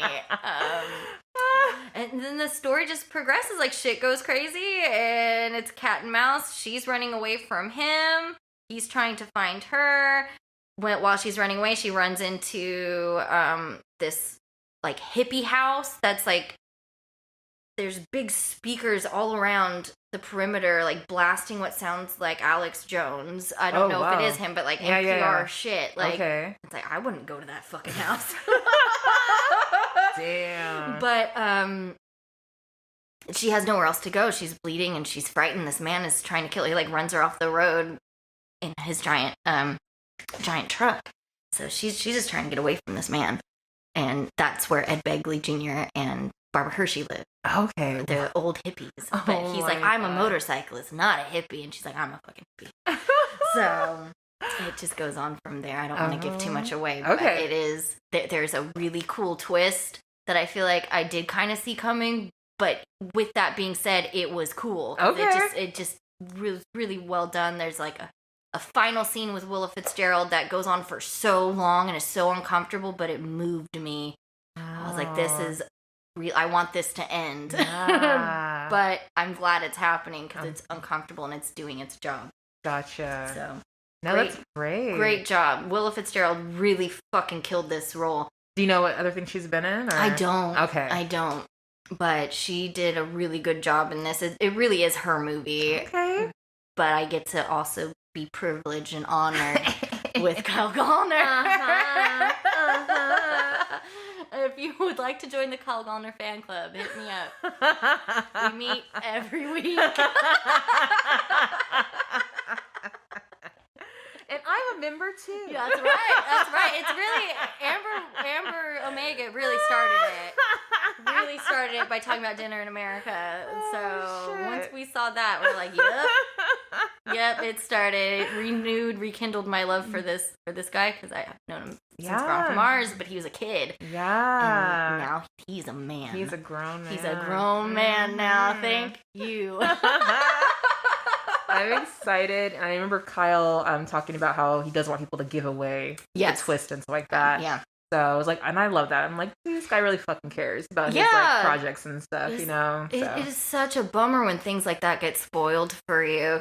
Just experiencing that, oh my God, what? Right. Is one of the best feelings in a movie, and to have that taken away is I'm so probably sad. going to watch it this week. Yes, please do. Yeah, I do. Because like, I really want to watch it so I can just kind of to see it already because I've been wanting to since it came out. Heck so. yeah, this is right up your alley. Cool. I also gave this a 5 out of 5. All right. It's, man, nice. really, really cool movie. And I just feel like it's original too. Yeah, that's what I've been missing, right? Yeah. Mm-hmm. I just saw him recently. He was posting some stuff for Smile. Yeah, Smile. Because yeah, we do be following him. Yeah. Yes. Oh, every day I look at his stuff every day. I'll probably watch it. 'Cause I did watch the first one, Mm-hmm. and I'm not. I could imagine he's probably not in this one fully. He's probably like in the beginning, and that's it. Okay, but yeah. that's fine. But Right, I'll just take a little. I'll check it out. A little taste of Kyle Gallner, just a Right? little taste. Mm-hmm. Keep some it going. seasoning. Yeah. Keep it going. Heck yeah. Much love to you, sir. Thank you. Yes. True actor. Cool. No, like I said, I can't wait to check that one out. Oh yeah, you're gonna love it. So funny that you mentioned Barbara Hershey. She's in the next movie. That's my Is it review. The Entity? Yes. What? Yes. I have not seen that. I've been wanting to see it. Oh, dude. Okay. I'm so glad we're gonna talk about this. Yeah, I have known about this movie since I was in high school. Okay. And I remember reading the synopsis for it and being like, oh, I don't know. I'm thinking like it's not going to be. Even at that time, I was like, this is probably going to be done in a really schlocky ass way and shit. And I only decided to watch it now because Criterion, they have like a scary movie FX collection. Okay. And it has like The Fly. Right. It has Life Force, which is really good. Not a great movie, but great effects. Right. Okay. Yeah. But and The Entity was on there as well. So I'm like, huh. Now I'm remembering back, I'm like, okay, I think I do remember there being like a lot of like groundbreaking special effects in that movie. And yeah, lo and behold, Stan Winston, one of his like earlier gigs, who later did like Jurassic Park and shit. Oh no. That's right. I forgot. No dinosaurs. No. But really great work, Really great sir. work. I was terrified. Exactly. His shit is amazing. I would definitely always stand by Dan Winston's Yeah, work. good for him. You Yeah. terrified me. Yes. You traumatized me. Thank you. So the fact that it was a part of this collection, I'm like, okay, let me fucking finally check out this movie. And I watched it super early in the morning. hmm And that's what I would recommend. Because it's a heavy watch. Right. Yeah. Yeah. Because I have an idea of the premise. Yeah. I'll read it right now. Yeah. So tagline is, there is no escape from something you cannot see. Single mother Carla Moran is raped and attacked by an invisible force. She begins therapy with Dr. Phil Snyderman, a psychiatrist who believes Carla's traumatic past is motivating her to commit self-induced injuries, rather than anything supernatural. So this movie was released in 1982, directed by Sidney J. Furie, who has a very prolific career. Oh, I mean, I love that name, Fury. He did Ladybugs. Oh. You ever see Ladybugs? No. Oh, Rodney Dangerfield? Oh, okay. Yeah, no, but I know what you're talking about. He did Superman 4, Okay. which is awful. I'll watch it, but it's awful. It's awful. And then Lady Sings the Blues Ooh. with Diana Ross. Like, very... And he's That's been, a range. yeah, and he's been working, like, since, like, the 50s, apparently. So, like, this was, like, a later movie into his filmography. Movie stars Barbara Hershey, Mhm. Ron Silver, David Labiosa, and Alex Rocco. So it's loosely based on a true story. Oof, that's even worse. Yes, it is. Yes, it is. And what I think really took me by surprise was that the protagonist, Barbara Hershey's character, Mhm. Carla, is that she's just not your typical heroine in Right. the movie. She's a single mom. We learned that she became a mother very young at 16. She ran away from home. And she has, like I said, like one son that she had at a very young age. And then she has 2 other daughters that she had with another man. Mhm. So 3 kids. And she's like, raising her kids by herself, like that. And the movie jumps off pretty quick. Oh, The first attack happens pretty early on. But what I learned in this movie is that if it hadn't starred Barbara Hershey, I don't think it would have worked. Okay. Like, she is phenomenal in this. Scene just in the beginning when you kind of just first see her just kind of going through her normal day, getting Mhm. off of work, checking on the kids and stuff. And then after the attack, and then there's multiple ones that follow. You just see her, just really the light in her eyes just vanish. It is No. crazy how well she is in this, performs in this Oh, movie. I wonder how this movie affected her. From what I heard, she didn't like to talk about it for a long time. That is totally fair. And I wonder if I'm not sure if that's because of the actual movie itself or because of how it was received. Okay. It was totally panned when it Oh, came out. God. Like, badly panned. And I'm kind of wondering if it affected her career. Totally. But, That's a shame. yeah. But she gives a amazing performance. Like, you believe everything that's happening to her. Mhm. And the fact that you see her character just slowly change over time. Oh, that's rough. So, the entity attacks her at first. And then, of course, the kids, they're freaked out. Mhm. And then the entity ends up attacking the kids. Oh, God. Because of course, the older son, who's like in high school, doesn't believe his mom, thinks that she might be like losing her mind or something. Right. And then when he gets attacked, He's like, well. yeah, it's like, okay, so there is something here with us. Yeah. And I think the scariest thing about this movie is just not being believed. Right. Oh, totally. Like, her having to retell this once already to like the psychiatrist, Mhm. who, like they said in the synopsis, is kind of thinking that this has something to do with her past. Right. She ran away from home because her father was inappropriate with her. Got it. And then she got with a guy very young. He was abusive. He ended up dying very violently. Then she met an older man, had kids with him. And then the doctor was like, it's because she hasn't really had sex with a real man. Oh. Yeah, oh, girl. Come on. Girl. No. The way this group of psychiatrists, all these men talk about her when she's not in the room. That is terrible. Oh my God. They're just using her past against her. She's telling. Disgusting. Yes. Oh, it is awful. Ugh. Awful. Gross. And throughout the whole Typical. movie, it's just her best friend, luckily, who she stays with temporarily during one of the attacks and stuff. Not until her friend sees the entity, like attack her, then she's like, she automatically believes her. There's no questioning. But a lot of the people, when they do see it, Yeah. they're like, well, what if we just suffered a mass hallucination? Ugh. Oh yeah. That's Oh it. yeah. Oh, That's it. It is maddening. The lengths they'll go to not believe someone exactly. is. Exactly. God. I'm glad that you mentioned that being scary, like not being believed. No, like, it's terrible. It's pretty much the most scariest thing because like in the movie, she has a partner, but he's on the road a lot. Mhm. So when he comes home and all this shit's been happening, she can't even express it to him because she knows he's either gonna freak out, not believe her, right. you know, or just kind of just be like totally distance himself from her. And that's what ends up happening. Ugh. When he finally sees it himself, he can't handle it. He can't wrap his hand around it. You're on your own, baby. That's terrible. Yeah. So it's like all the men, pretty much, the exception of her son. Mm-hmm. You know, well, I'm not gonna call him man. He's a kid. Right. So all the adult men in this movie fucking fail her. Yeah. And it's interesting because like in the first half of the movie, because it's pretty long. It's like 2 hours. Okay. The first half of the movie, it's her dealing with a psychiatrist. So she's going to the university, and the psychology department wants to kind of like, they're all there examining her, talking to her, asking her questions and shit. And again, these are the people who are kind of just putting it on her. Like, this right. is it. What did you do? What did you wear to make this entity? Exactly. Oh, God. Second half of the movie is when she finally gets help from the parapsychologists. Oh, okay. Who are also the same university. Oh, God. Right. So the psychologists are just like thinking like, you know, these guys are fucking hacks, you know? And once the Dr. Seinerman, who's been her psychiatrist, who just always dismissing her, and he starts to make really fucked up claims about what she's experiencing, you know, and he takes it too far. She's like, you know what? Fuck you. I don't want to deal with you anymore. Yeah, good. Good for her. But he just can't let her go. So even when she starts working with the parapsychologist, he keeps popping up, telling her that, you know, she's making a dumb decision, you know, and just completely just always just deriding her. Yeah. Like, just leave her alone. Just leave her alone. You know? And does he have the hots for her? Does he want her? Is that what it is? Wants to take care of her? Is it like a paternal thing?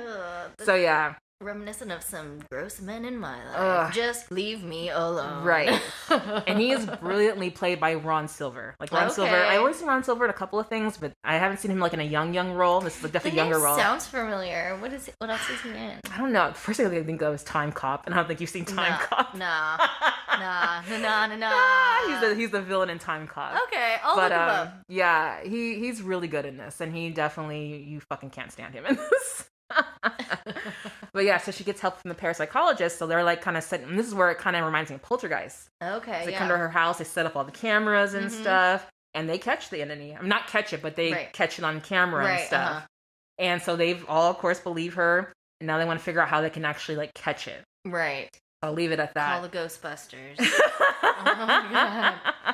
I'm curious if like Scary Movie 2 took reference from the entity, or if it was fully Poltergeist with like Tori Spelling's character. Yeah, and you know what? It might be the entity more now that I think about it. Because I think I would have thought Poltergeist too. Because there is a scene where Jo Beth is like on the bed and her shirt's being kind of lifted up, and she's like being like lifted up on the bed. Right. But what they did in Scary Movie 2, yeah, I would say more entity. I was always curious about that. Once I figured out what the entity was, and watching Scary Movie 2, I'm like, I wonder if that's what they pulled from. I think that's exactly what it is.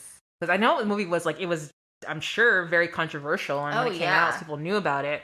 But I think honestly, the reason why it was panned is because it makes people very uncomfortable. Absolutely. And we got a bunch of male critics, you know, who don't even want to fucking like even have to put themselves in someone else's fucking shoes, you know, especially a woman, you know, being attacked. So like, I definitely can understand why that film got panned, but it is so good.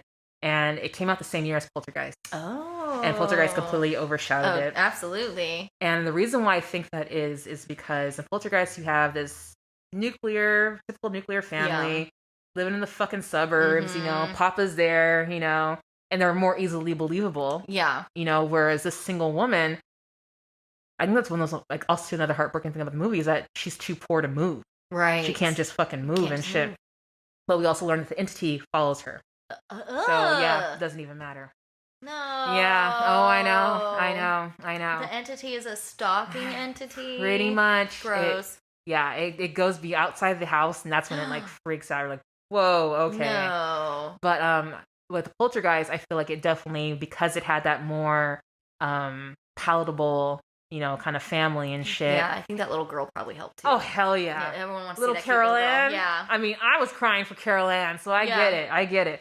But like, I see how that one was more popular, but I just feel like the Entity, like Poltergeist terrifies me, but the Entity really unnerves me in a way that no other film has ever unnerved me. Because it's such a terrifying premise to think about.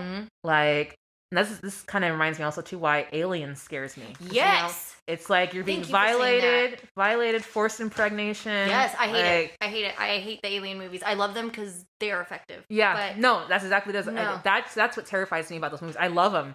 That's what terrifies me about those movies. So it kind of makes me feel similar with Entity. Absolutely. But yeah, no, it's consent. No consent, being violated, and the fact that the special effects are pretty.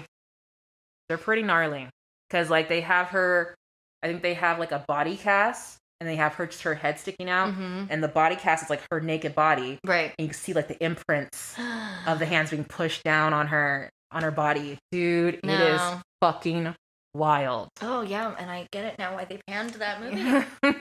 Those jerks, because going back to Alien, exactly, I right? Want to say that there was some sort of interview or something from somebody saying like, what is the thing that men are most afraid of, and it's being sexually assaulted. Yes, yeah. So that's why they made the xenomorph do what it does. Yes, exactly, and it's more palatable in a sci-fi setting, but like in a real setting. Yeah. Dude, so no wonder they didn't like the Entity. It's like, well... Exactly. That's exactly what it was. Remove the Entity, and women go through that all the fucking time. Exactly. Not being believed. Exactly. Oh my God. And that's everyday life for some. Right. For a lot. For most. And at some point, when she just is constantly getting attacked, she's like, I'm just ready to just cooperate with Entity. Oh God. Yeah, it's like falling in love with your captor. Because like no one can help me. Easier. No one can help me. Right. No one can save me. It's easier. I probably won't get hurt as much. Right. So it's just like, oh my God. So again, Barbara Hershey so sad. Fucking sells it. It's scary. It's heartbreaking. So I highly, highly recommend it. The way it's shot is beautifully. A lot of Dutch angles, extreme close-ups. So it just feels so claustrophobic, like you're like right there with her in it. So it's amazing. It's not an easy watch, but I think everyone should watch it. Like I think it's that good of a film, and I hope she feels proud of it now. Hell yeah. Because I understand like probably wanted to distance herself from it, but I feel like it was just the sensationalism probably about it, just like the scenes and stuff like that alone, I think kind of probably took away about what was so scary about this movie. Right. So yeah, that's a good one. Wow, give it up, Barbara Hershey. Yeah, Great Barbara job. Hershey, you're amazing. But yeah, it's so funny that you mentioned her in the last movie. So I'm like, I don't come across Barbara Hershey that often, right? So that was so cool. This is the Barbara Hershey the episode. We love you, Barbara Hershey. Yeah. So what is your other movie review? The last one will be in A Violent Nature. Okay, I've heard of this one. By Chris Nash, 2024 film. It's boring. Damn.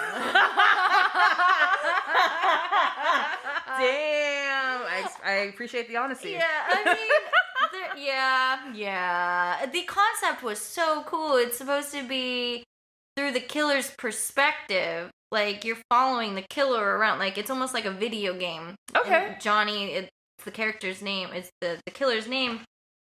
You're, like, watching him walk around and then murder people. Kind of like Brain Scan. Oh, I haven't seen that. Eddie Furlong. Oh, my boy. Eddie Furlong, have you seen this boy? Okay. But the premise was so cool because I hadn't seen a movie like that, and the scenery is gorgeous, and the way that it was shot is gorgeous, but man, he fucking walks a lot. Like, that man got his steps in, and then some. Oh my God. It just gets dull, and then, like, there was one kill that was pretty gnarly where I was like, oh my God, it's on a cliff. Yeah. Some girls doing yoga. Don't do yoga on a cliff. Oh man, doesn't sound like a good idea. No. But like, let me pull up the premise of this movie. Yeah, nature is unforgiving. The enigmatic resurrection, rampage, and retribution of an undead monster in a remote wilderness unleashes an iconic new killer after a locket is removed from a collapsed fire tower that entombed its rotting corpse. Whoa. So he gets brought back to life by these teenagers who find his locket that his mother gave him. Okay. And he comes back to life and goes out to murder everybody. Everybody. But Johnny was like this little kid who got picked on a lot. I think he was a little slow. Mm-hmm. And these kids, like 60 years ago, tricked him to go up to a fire tower because they had a bag of toys for him. And he goes up there, and one of the kids frightens him, and he falls off and dies. Okay. And the cops did nothing about it. They're like, oh, it was misadventure, a crime of misadventure.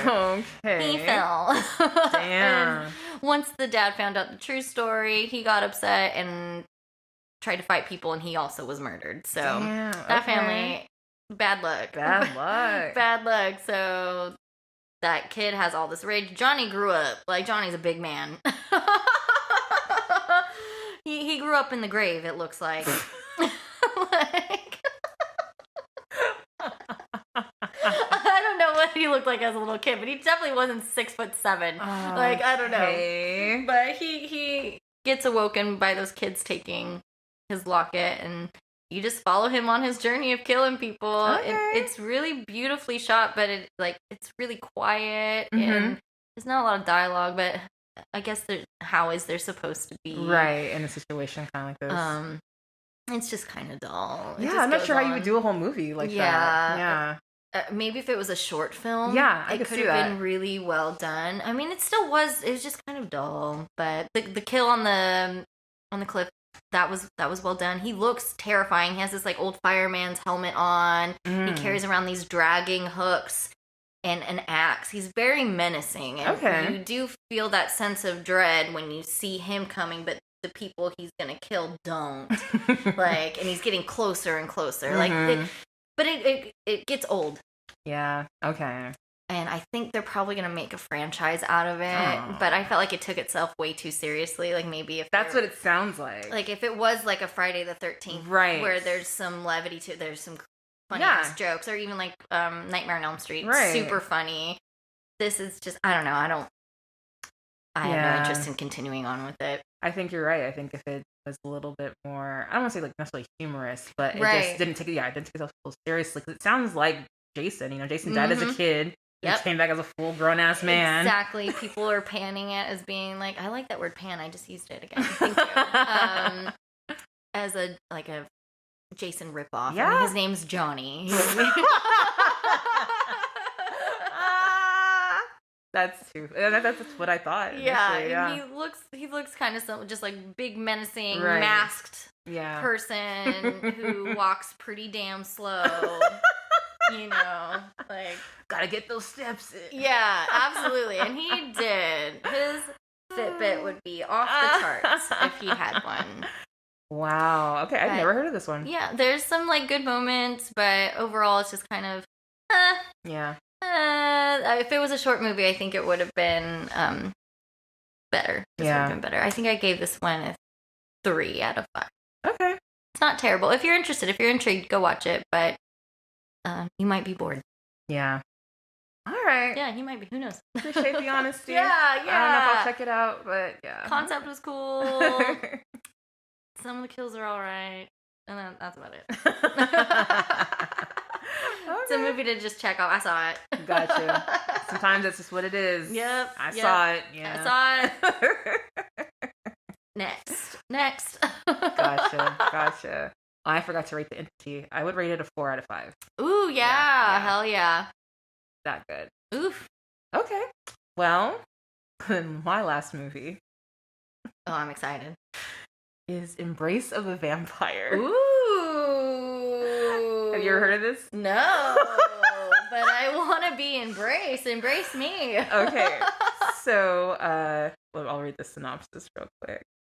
Tagline says, between innocence and evil lies the seduction.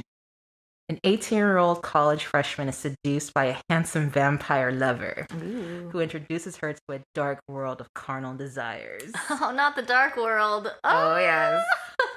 So this came out in 1995. Okay. Directed by Anne Gorsdod. Gorsad, I think that's what. And she has also directed Poison Ivy 2. Oh, okay. Which I've never seen. I've never seen that either. And she did another 9.5 Weeks, which I've seen the original 9.5 Weeks with Mickey Rourke and Kim Basinger. Okay. They made a sequel years later with just Mickey Rourke and Angie Everhart. Oh. I love Angie Everhart, but I know this movie is shit.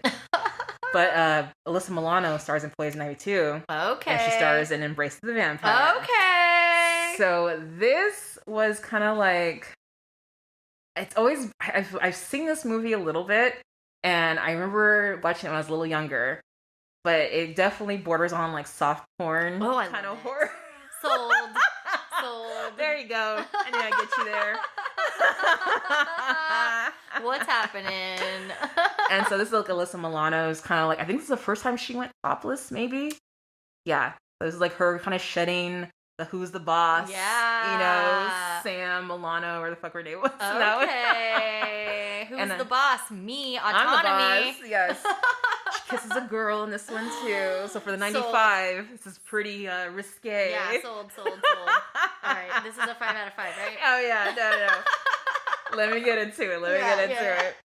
Okay, so like I said, it stars Alyssa Milano along with Martin Kemp, Harold Pruitt, Jordan Ladd, Rachel True. You've got the Craft up in there. Got the Craft up in here. Oh my god. Yes. One of the Hallowell sisters and the Craft. What is this witchy movie? I know. And I like Jordan Ladd. I really liked her in Death Proof. Oh, okay. Yeah, she's so cute in Death Proof. Who was she in Death Proof?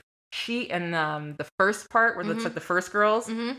She's Jungle Julia's friend, the blonde. Oh, okay. That always like shouts out the billboard when they drive by. Okay, She's so cute. And her mom is Cheryl Ladd. Okay. Whew.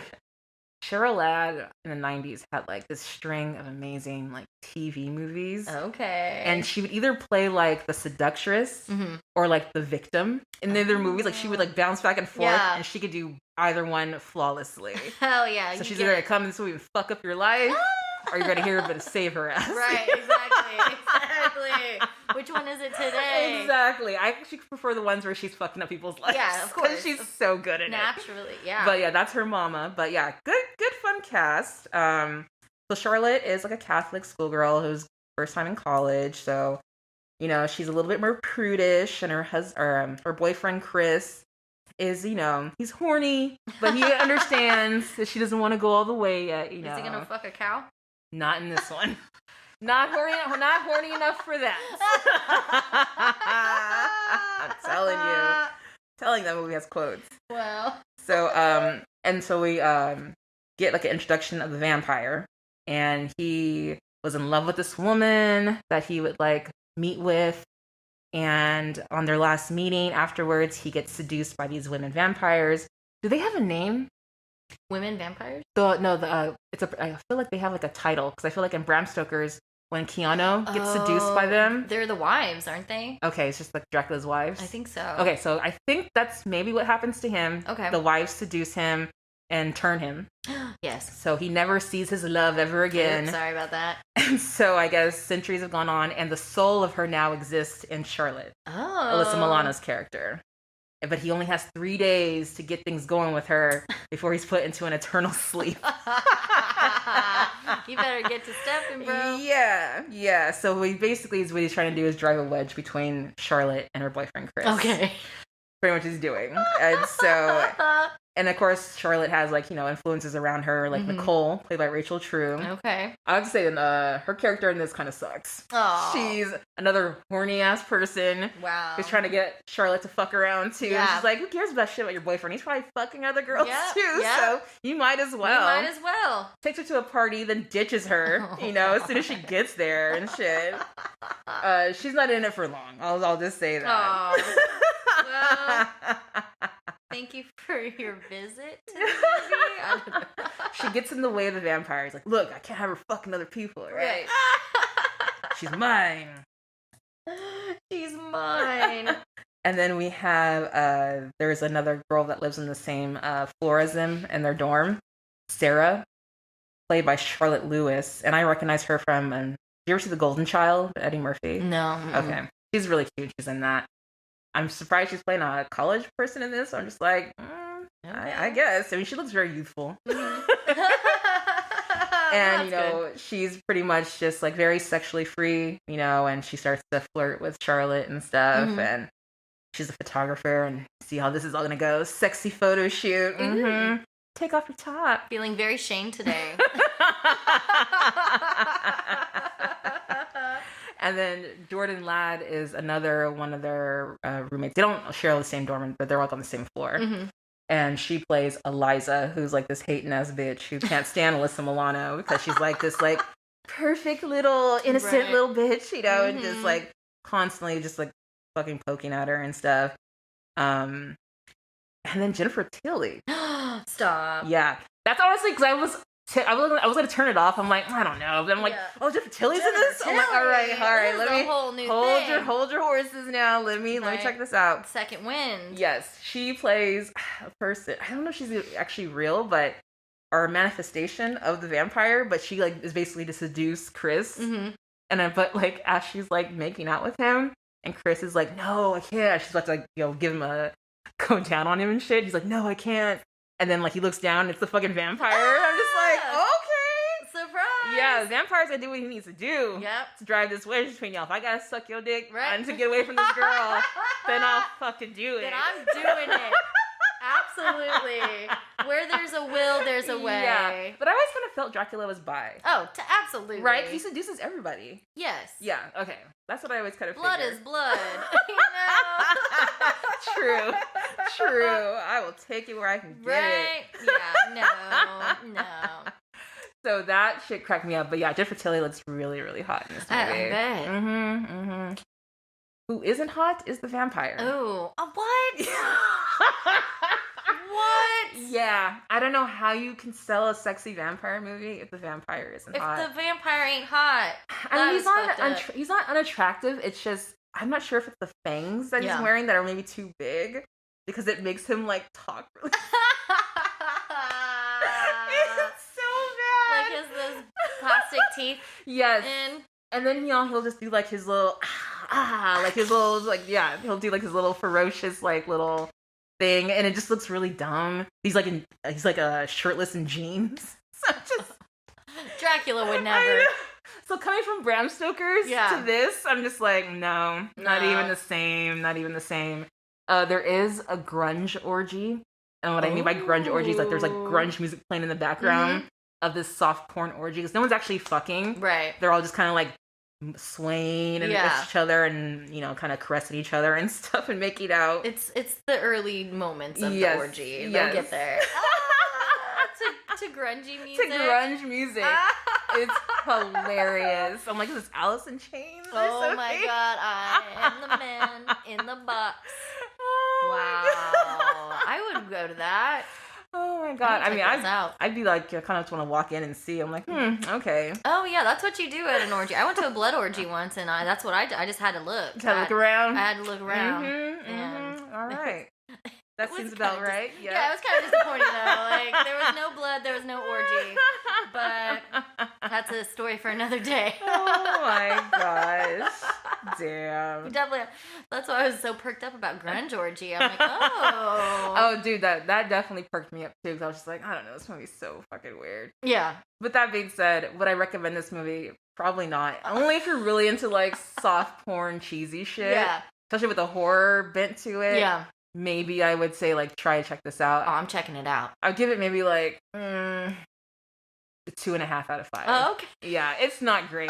It's not. I wouldn't watch this again. I'm glad I got to see it. Alyssa Milano has beautiful breasts. Yeah. You get to see them a lot. Thank you. Yes, but I don't know. I think this was definitely, like I said, her era of really wanting to shed that kid actor persona. Yeah.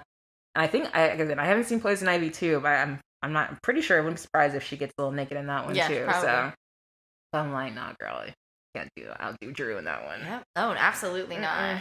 But yeah, no, this was funny because I just threw this on and I was like, let me just fucking watch this the Hell whole time yeah. and just see how bad it is. So it was interesting. It was an interesting watch. I want to see this now. Oh, you need to. Yeah. I feel like you would appreciate it. I'm gonna love this movie. I'm probably gonna give it a 5 out of 5. For the experience, it doesn't even have to be good. Yeah, no, just for the experience, absolutely. Yeah. Like, we could watch this in a group setting and fucking be cracking up. So. Yes. Okay. Absolutely. I know what I'm doing this week.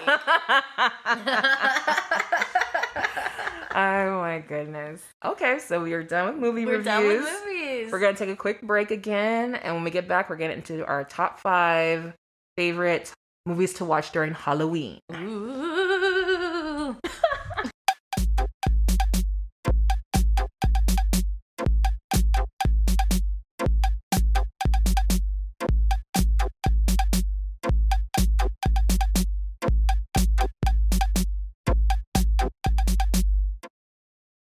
All right, we're back and we are going to get into our top 5 this episode.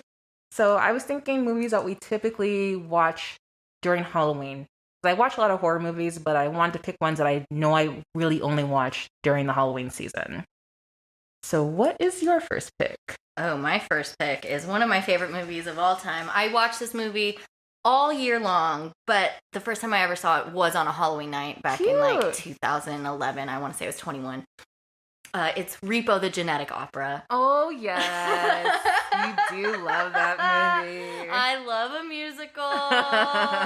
My favorite movie of all time is Rocky Horror Picture Show, so this is just like right up my Yep. alley. Yep. I remember seeing the trailer for this movie on PerezHilton.com. Oh, in, wow. Like 2008. Damn. Yeah, I was like, oh, that looks so scary. I want to say somebody from Saw had something to do with this movie. I think the director directed this. Okay. But it is an opera. They sing the entire movie. Wow. The entire movie. Okay. But it's like all industrial sounding. Yeah. It's very early 2000s. Kind of like Nine Inch Nails, Skinny Puppy feeling. Ooh. And then you've got an actual opera singer, Sarah Brightman herself. Why did I not know that? She that's plays crazy. Blind Mag, and she has these beautiful operatic numbers weaved into it. The cast is amazing. Okay. You have Bill Moseley, Mm-hmm. Paris Hilton, Okay. Paul Sorvino, Aw. Ogre, the singer of Skinny Puppy. You got Alexa Vega, Carmen from Spy Kids, Nice. Sarah Brightman. It's just, oh my God, I can go on and on and on and on about this movie. I watch it, again, all year long, but that's when I first saw it was Halloween, and I make it a point to watch it during Halloween time. Yeah. But the premise is so crazy. So there's like an epidemic of like organ failures in the far off future. A lot of people are dying due to organ failures. shit. And this company ran by Paul Sorvino, Brody Largo, it's called GeneCo.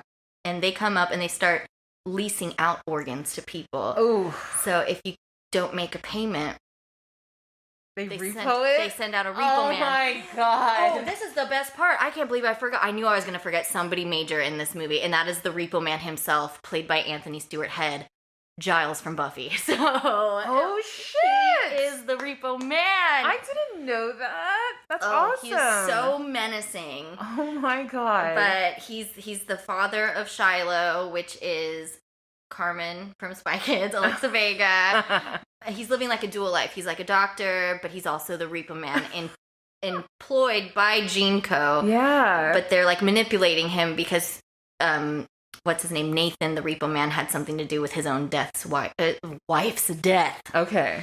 So they're like manipulating him and like forcing him to do this pretty heinous job of stalking people and killing them and taking back their organs. And it's pretty graphic. They do rip out someone's spine at one point, and I was just like, oh, Damn. no. And then there's this whole other like side story of how like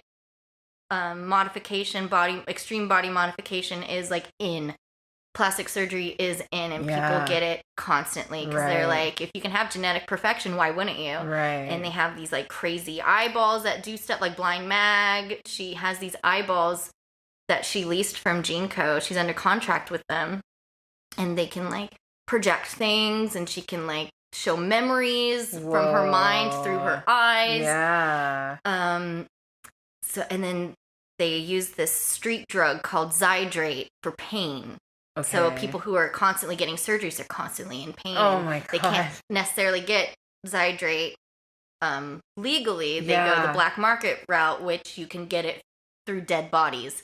So there's grave diggers who go through all these decomposing bodies, like just mass graves of people, digs them up, and then extracts this Zydrate from their nose. Oh my god. And that's where Amber Sweet, played by Paris Hilton, comes in. She's the daughter of Roddy Largo. She's constantly changing her face. It's very well done for Paris Hilton, this character. Yeah. She's like addicted to Zydrate.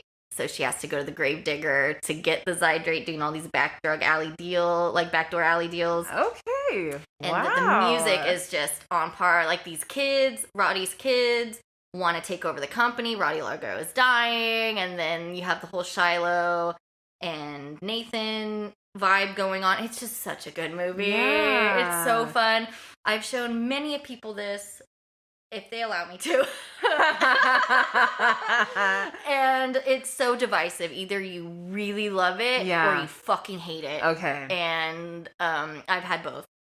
No, I feel like that's not too uncommon when it comes to musicals and stuff. Yeah. Because I feel like a lot of people either, they hate them or they really love them. It's so much fun. I listen to the soundtrack weekly. Right? Yeah. Weekly. Mm-hmm. Weekly. I like have a respect for Paris Hilton because of that movie. Okay. Once I saw that movie, I was like, okay, she gets it. Yeah. Like the wardrobe that she brought, those are her clothes. Oh, that's awesome. Yeah. So the costuming was all her. Yeah. And I'm like, good for you, girl. Okay. It's like sexy and it's so outrageous. It's really gory. It's pretty wet. Yeah, I didn't think it was that gory for some reason. It goes hard. Okay. It's by Twisted Pictures, which again I think had something to do with Saw. Gotcha. So, and it started off as like a play. Mm-hmm. The guy who plays the grave robber, his name is Terrence Zdunich. He's the one who created it. Okay. So he plays the grave digger, Gotcha. but that is his creation. He made that whole movie. Wow. Oh god, it's so good. I remember when I first saw that movie, it just blew my fucking mind. I could not stop thinking about it for days. I was working at Jamba Juice at the time making smoothies, just singing Zydrate comes in a little glass vial. Like, man, it changed my life. So I do make it a point to watch it in the Halloween season, but I do watch it all year long multiple times. That's awesome. You told me about it. I remember when I worked at Amoeba, I would always see it when I was like filing away. I'm like, it would always throw me off. I'm like, why is this going musicals? Right? It would always throw me off. That's why I remembered the name of it. Because I would always fucking like have to look it up. I'm like, oh yeah, this goes over here. So yep. Wow. Oh man, it's so good. I met Bill Moseley at a Monsterpalooza years ago. Oh, cool. And I know everyone was there to talk to him about Texas Chainsaw Massacre too. Right. About Devil's Rejects, House of a Thousand Corpses. I was there to talk about Repo. That is awesome. Hell yeah, we sang one of the songs together. Oh my god, so I bet he appreciated it that. It was so nice. He found out I was from Fresno, thanked me for the raisins. Aww. I was like, you are welcome. That's Selma, but you're welcome. Anything for you, Bill Moseley. That's so cool. Yeah, one of my favorite movies of all time, but definitely a Halloween movie. Okay. Love it. So I chose. I think I went franchises mostly. Hell yeah. That's pretty much when I watch the big franchises is around Halloween time. And I do have my favorites. Yes. So my first, it's funny, you brought it up earlier. Friday the 13th 4. Now. Oh, yeah. That's so funny. I know. I didn't want to mention it, but I was like, yeah, that's exactly what I picked. That's why you knew immediately which number I was talking about. But I am a nerd. I do know all the movies. Yeah, good for you. I've seen them all, and I do think part 4 is the best, the final chapter. Okay. And if it had ended there, it would have been fine.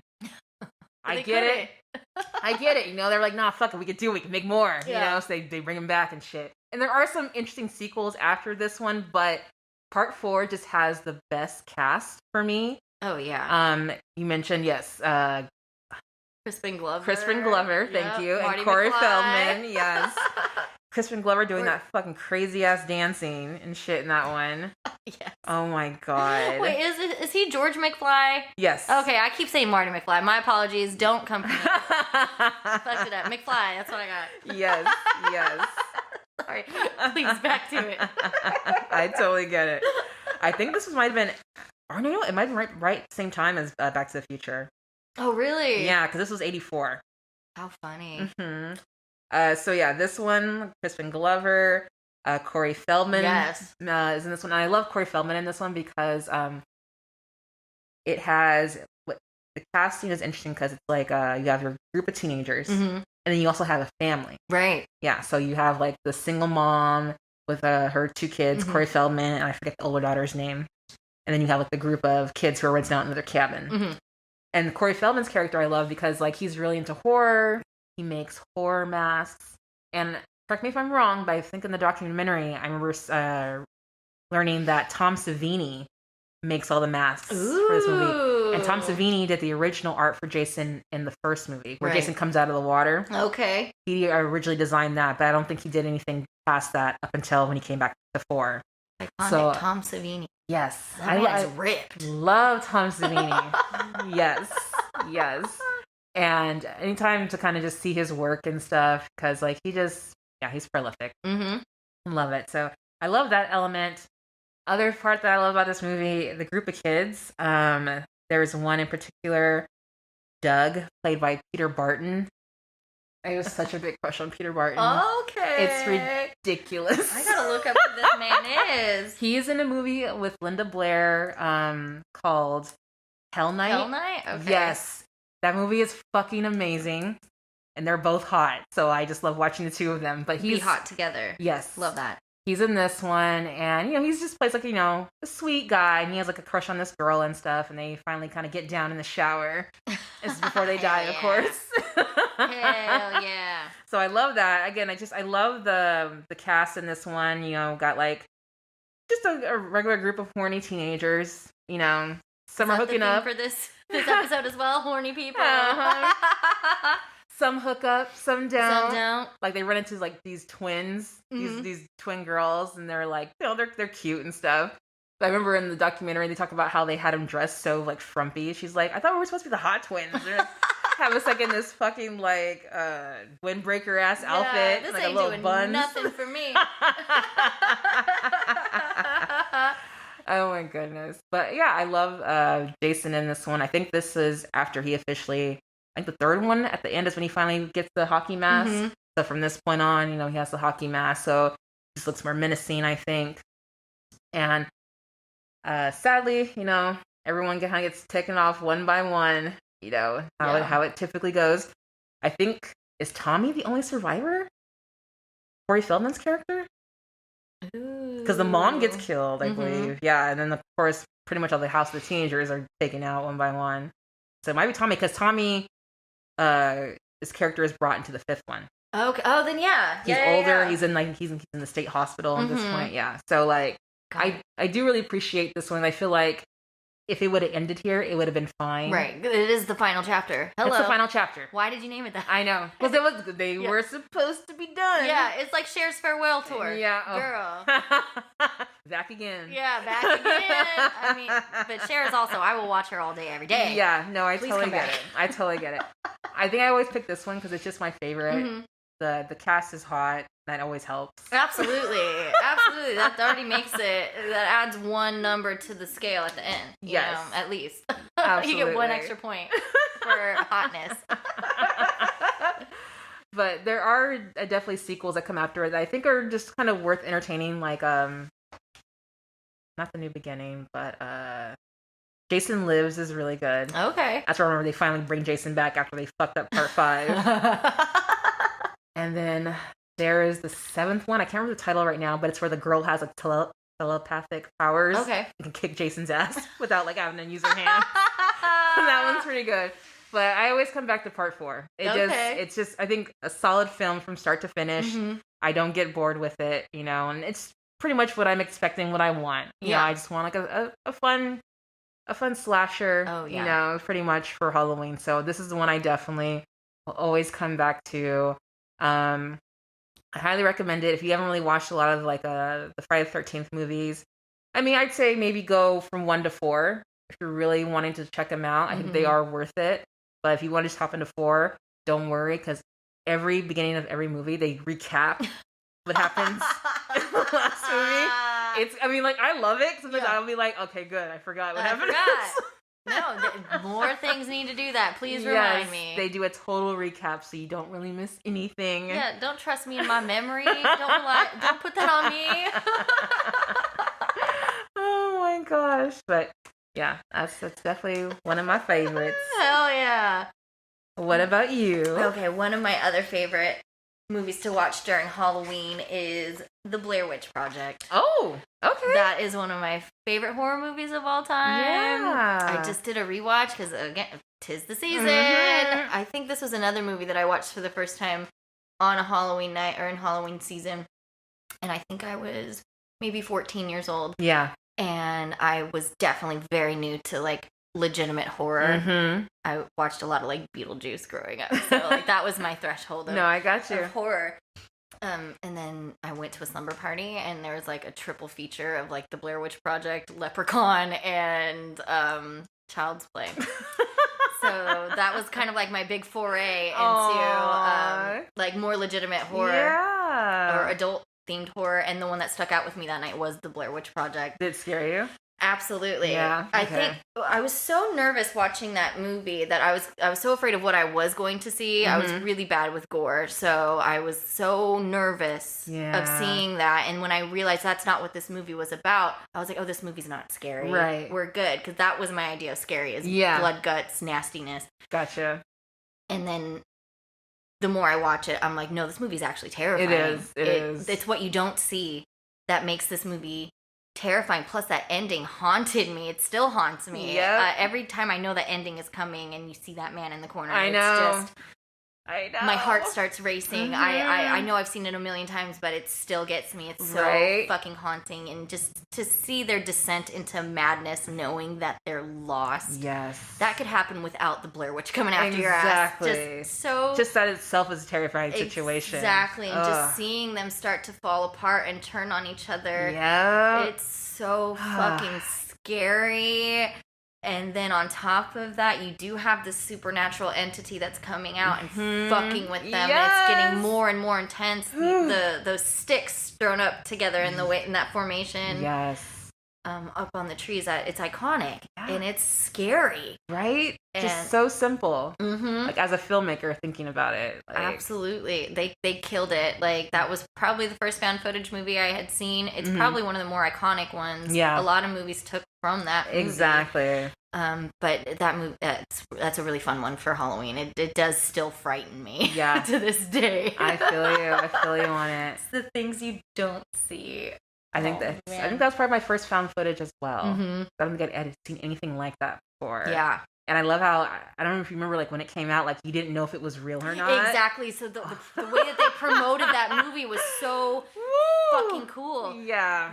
Like, the actors were not allowed. Right. They were banned from going to premieres and stuff to uphold that image that it is real. Yes. Yeah, I know. But those actors got pretty fucked over for that movie. They totally did. They're not getting paid. I think they all got paid like a pretty minuscule. I want to say maybe $300,000. Okay. Which is a lot of money, but as far as the sequels that they've made from this movie, all the merch, all of that, they have no say in any of that. They don't get any like residuals, nothing. Yeah, no, they got done dirty. They really did, because they are the whole movie. Absolutely. You know, like. There's no other monster. You don't actually see the witch. Nope. You know, like, they are the movie. They're what sells the movie. So all three of them, man, they kill it. It really looks real. Yeah. And the fact that they weren't allowed to go to any of the premieres, I thought was pretty cool. Just even though I'm sure it was sad for them, it's their movie. Right? They want to be able to go to the premiere. It really fed that fucking narrative that is this real or not. Yep. Yeah. No, it totally did. But you know what? Maybe for karma for the producers of the Blair Witch Project, because everything they've done after that, try to do sequels. Yeah. All shit. Yep. All horrible. Yep. So I'm like, well, that's what you get, I guess. Yep. You know? So I did watch Book of Shadows this year Oh, for the God. first time. For the first time? For the first oh, my time. God. And I loved it because of how bad it was. Oh, I'm like, this is so different. Yeah. Like, there's no seriousness in this No. movie. It's just the most absurd thing. I haven't seen it since it came out. It's bad. Because I was really, like, I was excited for it. Yeah. I don't remember shit about it. So I'd have to rewatch it. So you remembered the movie. Pretty much, I guess. Yeah, Damn. no, it's bad, but it's so bad that I enjoyed it. 'Cause Okay. I'm like, this is so fucking. See, How dare you go call this the second movie? Right.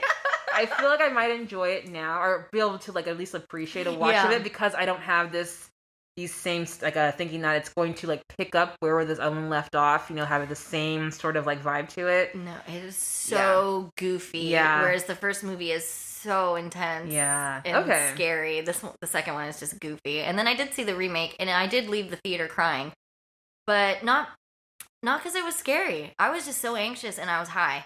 So. Oh no. And you know the camera movements, and like I think we were sitting really close to the screen. Oh, and, dude, I've done that before. and just all the movements and jostling, and I was like just not in the right headspace, so I was like so tense and Oh. waiting for something crazy to happen. Yeah. And it never did. It was just like Okay. loud noises Okay. and like cutting to and from. So by the time it was over, I was just over it, Gotcha. and I cried. Shit.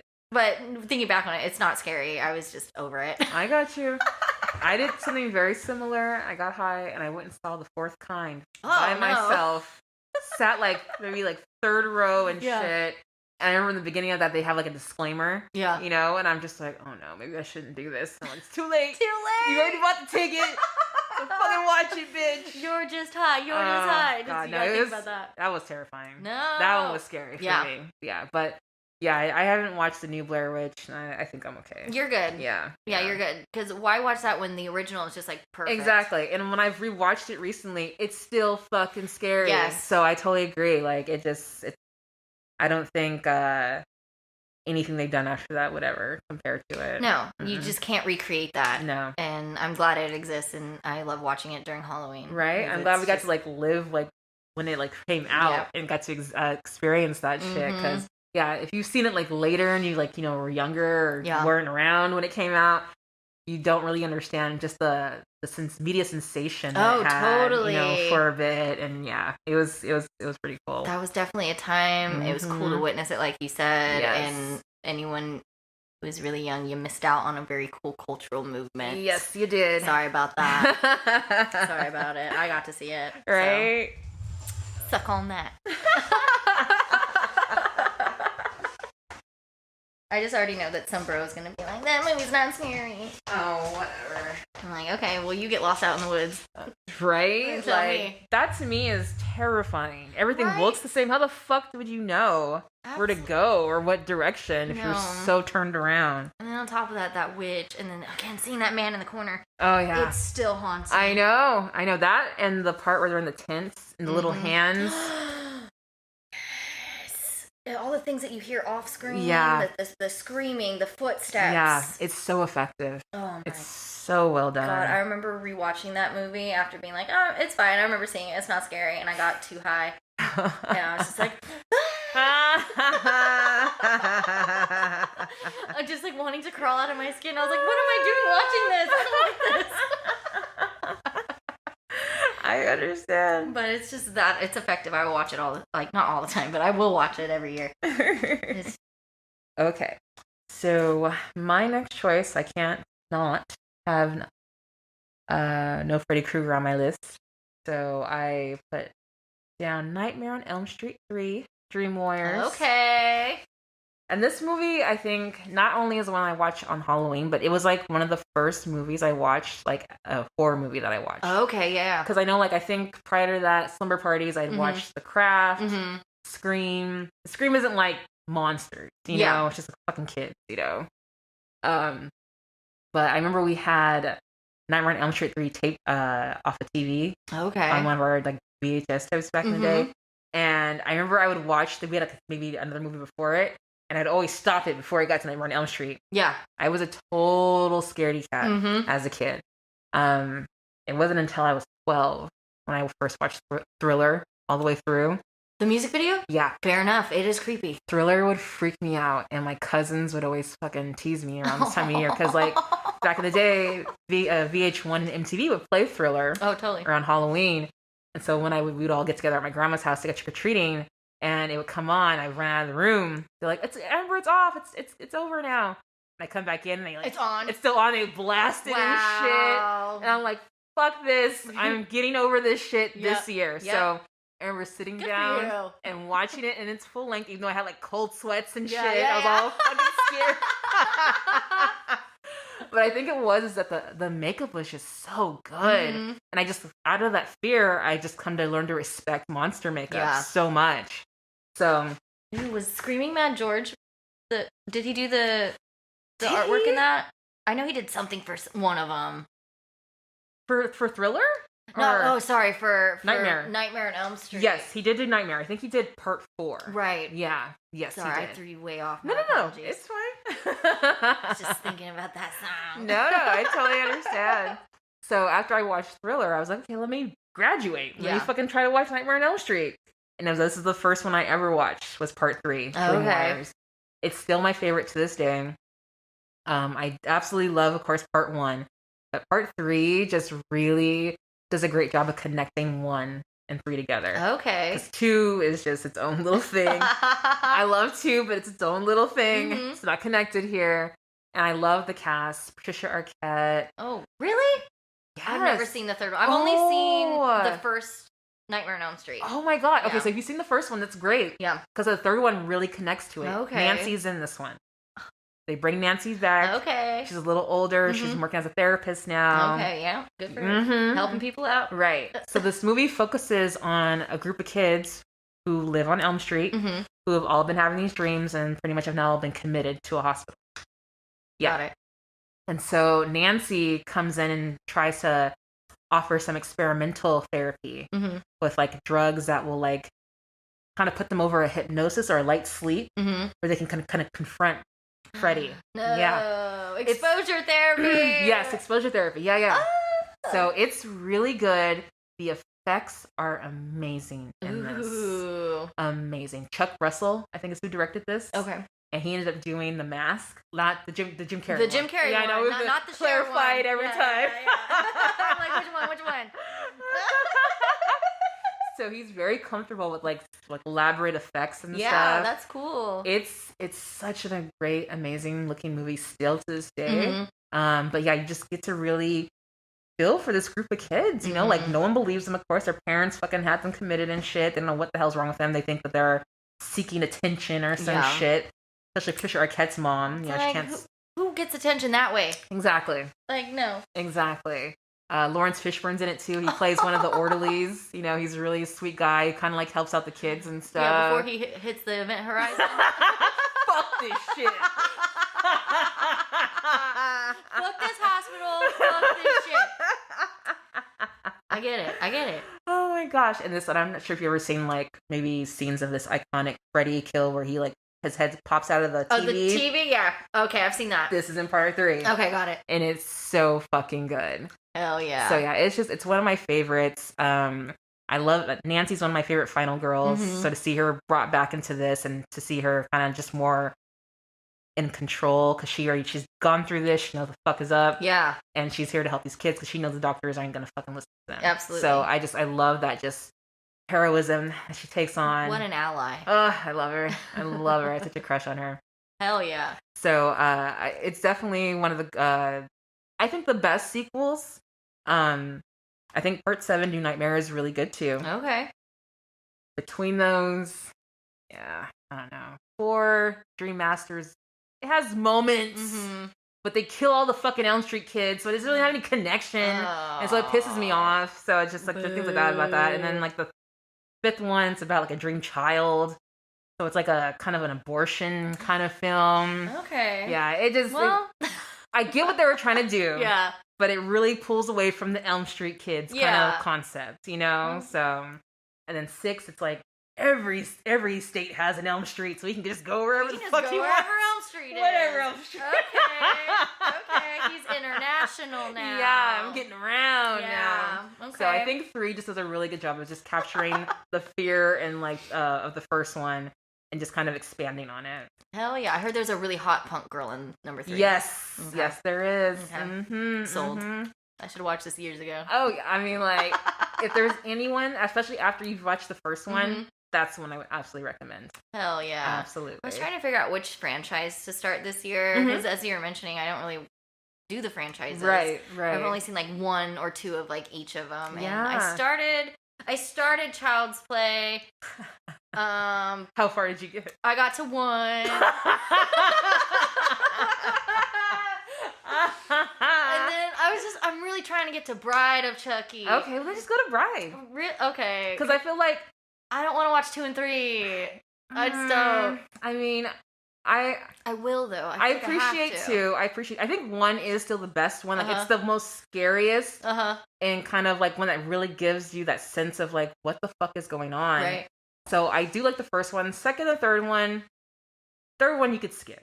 Okay. Third one you could skip. Second one I think has some interesting things to it because Andy's life is totally just in shambles Oh, I bet. after the first one. Poor little guy. Yeah.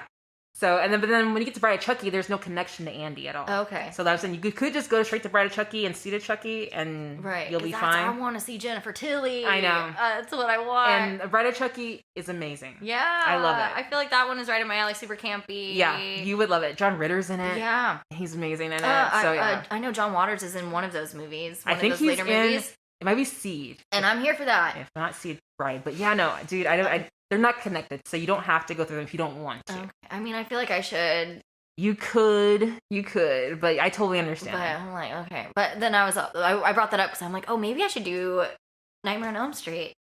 I think so. I think you would like it. It's hella entertaining. Yeah. I think pretty much they're all entertaining. I think, like I said, a 5 is for the only one I'm just like, that's the hardest for me to watch is Mhm. 5. Yeah. To sit through it because it's just, I don't know. Yeah. I've been trying to figure out what is my franchise. Trying to figure it out. I'll figure it out. All right. I'll- You may maybe like a Nightmare, but I don't know. And you've already seen like Hellraiser 2, so I don't think there's much to go for from that. Yeah. Well, okay. Yeah. But yeah, no, this one's my favorite. Hell yeah. It's one I think is just solid on its own, and just great acting. Trisha Arquette should have did a lot more horror in the 80s. Apparently, yeah. because her character survives to the next movie, Nice. but they recast her because they didn't want to Aw. pay Trisha Arquette, apparently. So I'm like, and no offense to the actress they hired, but Some offense. I'm just yeah, kidding. some offense. Some 'cause offense. it was so distracting. Fuck is this Who is girl? this? It's like, again, y'all think we're stupid. We can't tell that that's a totally different fucking person. And I'm Come pretty sure on. she wasn't even asking for that much. Yeah. You know, like she wasn't an A-list for that time. This is like still the 80s. She's still really young, but I think she definitely could have commanded more. Yeah. Especially seeing how successful that movie was. But yeah, no, it to me is a great movie. So highly recommend for sure for you to watch. Checking it out. Checking it out. One of my favorite Halloween ones. Fuck yeah. Great season for movies. Yes. What's your next one? My next one is the movie May Aw, of course. from 2002 by Lucky McKee. What a cool name. That is a cool name. I'm like, okay, Lucky McKee. But this cast is so good. You got Angela Bettis as May, this like creepy, weird girl. And then you got Anna Faris as like her That's right. co-worker at the veterinarian office who is so horny. I'm glad we're talking about horny people. She is so horny, hitting on May all the time. Oh. I know, right? You weren't expecting that. I was not. But she does. She's like, how's my little pussy cat? Oh Like, my god. what's giving you the sads, doll? Like, she's just that girl.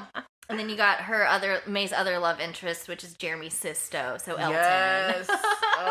Don't you know who my father is? I love Jeremy Sisto. Oh, that voice. Mhm. I know, right? Damn. But May, she was always a really weird little girl. She had a lazy eye and went and got it fixed. So she wore this eye patch around as a little kid, and everyone made fun of her. And Okay. her mom bought her this doll, this like porcelain doll, really creepy looking thing named Susie.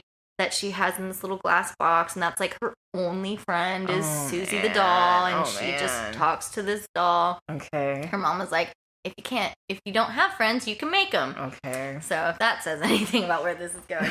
But she's like fascinated with like blood and the macabre. She works in a veterinarian office, and she's always telling people about the crazy shit she sees with these animals, and she's constantly like piercing her finger with a scalpel and like sucking on it. Like she meets Elton or Jared. Look, he's Elton to us. He's right? Elton. I think his name is Alex, but no, it's Elton. She meets Elton. Like, he's a mechanic or something. She just meets him out, and she's like, I just love your hands. Your hands are the best part about you. And at first, Jeremy's into it. Jeremy Sisto, Elton, is into it. He's like, oh, I like weird girls. Disgust me. And then she tells him this horrific story about a dog's sutures that exploded. Oh my god. And he's like, okay. She like bites his lip really hard, and like blood comes out, and she's like wiping it on herself. Okay. And she's like, I thought you said you liked weird. And he's like, not that weird. And bails. And then Anna Faris is also like coming on to her super hard, and then they kind of like hook up, make out, but then May sees her with another girl, and like May just gets really upset that all these people are like leaving her, and she's like, well, if I don't have friends, I can. Okay. So she kind of gets more violent, and she's really obsessed with body parts, and she's like, sometimes I only like certain parts of people. Oh my god. Yeah, so you can kind of guess where it goes from there. Yes, I do. But it's the soundtrack is so good. You got the Breeders. Ooh. Kim Deal, excuse me, Kim Deal 6000 is in it. So like Cool. it's very much early 2000s. She's always in like maroon, which I feel like is a very 90s-esque color, late 90s. Like, All the like- jewel tones. yes, Mhm. exactly. Gotcha. It's May. So good. And she's obsessed with this doll. Like, that is her best friend. Which I can relate to. My best friend is my stuffed bunny rabbit, Funny Bunny. So, Aw, funny bunny. but I don't care about body parts like that. So I think that's where me and May. That's where the similarities. Yeah, that's where the similarities end between me and May. It's so fun and weird and gross. I want to say the dude Frank the Bunny from Donnie Darko is also in it. Okay. I don't remember his name right now. I think Duvall is the last name. James Duvall. He shows up in it. Okay. So and it's queer coded too, which is so cool. Anna Faris being gay as fuck. Yeah. It's hot. Okay. It's weird. It's off kilter. It's uncomfortable, but it's very fun. So that's a good one. That is a movie that I watch with Audrey a lot too. See, that one you guys have been telling me about for years. I still haven't seen it, but I feel like I'd have to do it in group watch. Yeah. I know it's body horror, and I know I'm like super squeamish. Yeah. So I feel like I would need to watch it in a group setting. But Let's yeah, do it. that's cool. I Let's like do that. it. It's Mhm. super fun. She's like, all these pretty parts, but not enough pretty holes. Something like that. Yeah. Damn. Yeah, the dialogue is a little funky. Like, man, that movie is just so weird. But you just can't help but like feel for May. Yeah, I hear you. Like, Yeah, I would no, be your that's a friend. lonely existence, you Mhm. know. So yeah. She's just a fucking weirdo who loves weird things. Oh, May. And I think Angela Bettis does a great job being weird. She did Carrie too. She was Carrie in like That's some TV right. remake. That's right. I And she remember- was pretty good in that. Mhm. I was actually surprised how like she really does a good job of like kind of owning in on that creepy. Yes, You know, with like her long, Yes. scraggly looking hair, just like center part, just like staring into Right. creepy.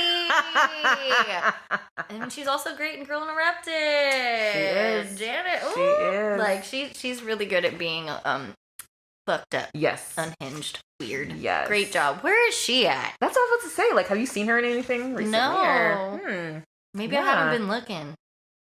Yeah, I'm kind of curious. Where I are feel like you, you'd girl? see her like 2000s, early 2000s. You saw Mhm. her a lot, and then Mhm. yeah, after a while, find her. Heck yeah.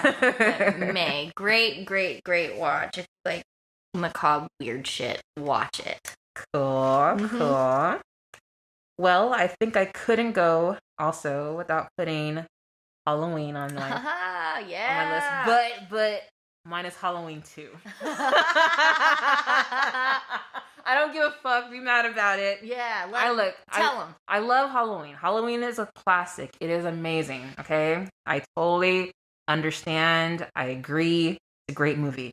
But for some fucking reason, I love Halloween 2 more. Hell yeah, good for you. I really do, and it picks up right where the first one ends. Mm-hmm. Like the same night, everything. After Loomis shoots Michael Myers, and he falls off the balcony or whatever, right there, where he can't find the body, so now they're looking for Michael Myers because he's walking around somewhere. Same night. So everyone's hearing about the murders that have just happened earlier this evening. People are kind of freaked out. Not everyone knows about it at the same time. Everything's just fucking happened and shit. And I freaking love that. It really just automatically picks up from the first movie. There's something fun about that. It's like, oh man, this night's never gonna fucking end. Never. It's the longest night ever. It is the longest Halloween night ever. My God, the veil has been thin for hours. So poor Jamie Lee Curtis, she's been carted off to the hospital, and you think, that's where you're gonna be safe. Mm-hmm. You're here to heal now, but no, it's like the most creepiest, emptiest fucking hospital in the fucking world. Ew. Where the hell is everybody? And she's being looked after by the nurses, and then one of the EMT guys who kind of knows her briefly. I forget his name in the movie, but Lance Guest, who I love. I love Lance Guest. He was in The Last Starfighter, one of my favorite movies. I think it came out like the year before.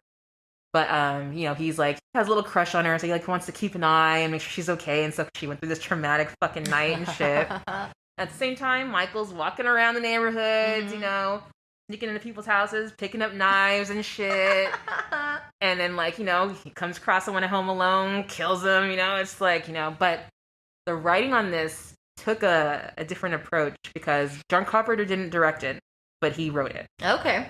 And this is the movie that introduces the concept of Laurie Strode being Michael Myers' sister. Okay. That wasn't established in the first movie. Got it. In the first movie, she was just like a neighbor, who knew of Michael Myers' kid, and he was just going around killing random people.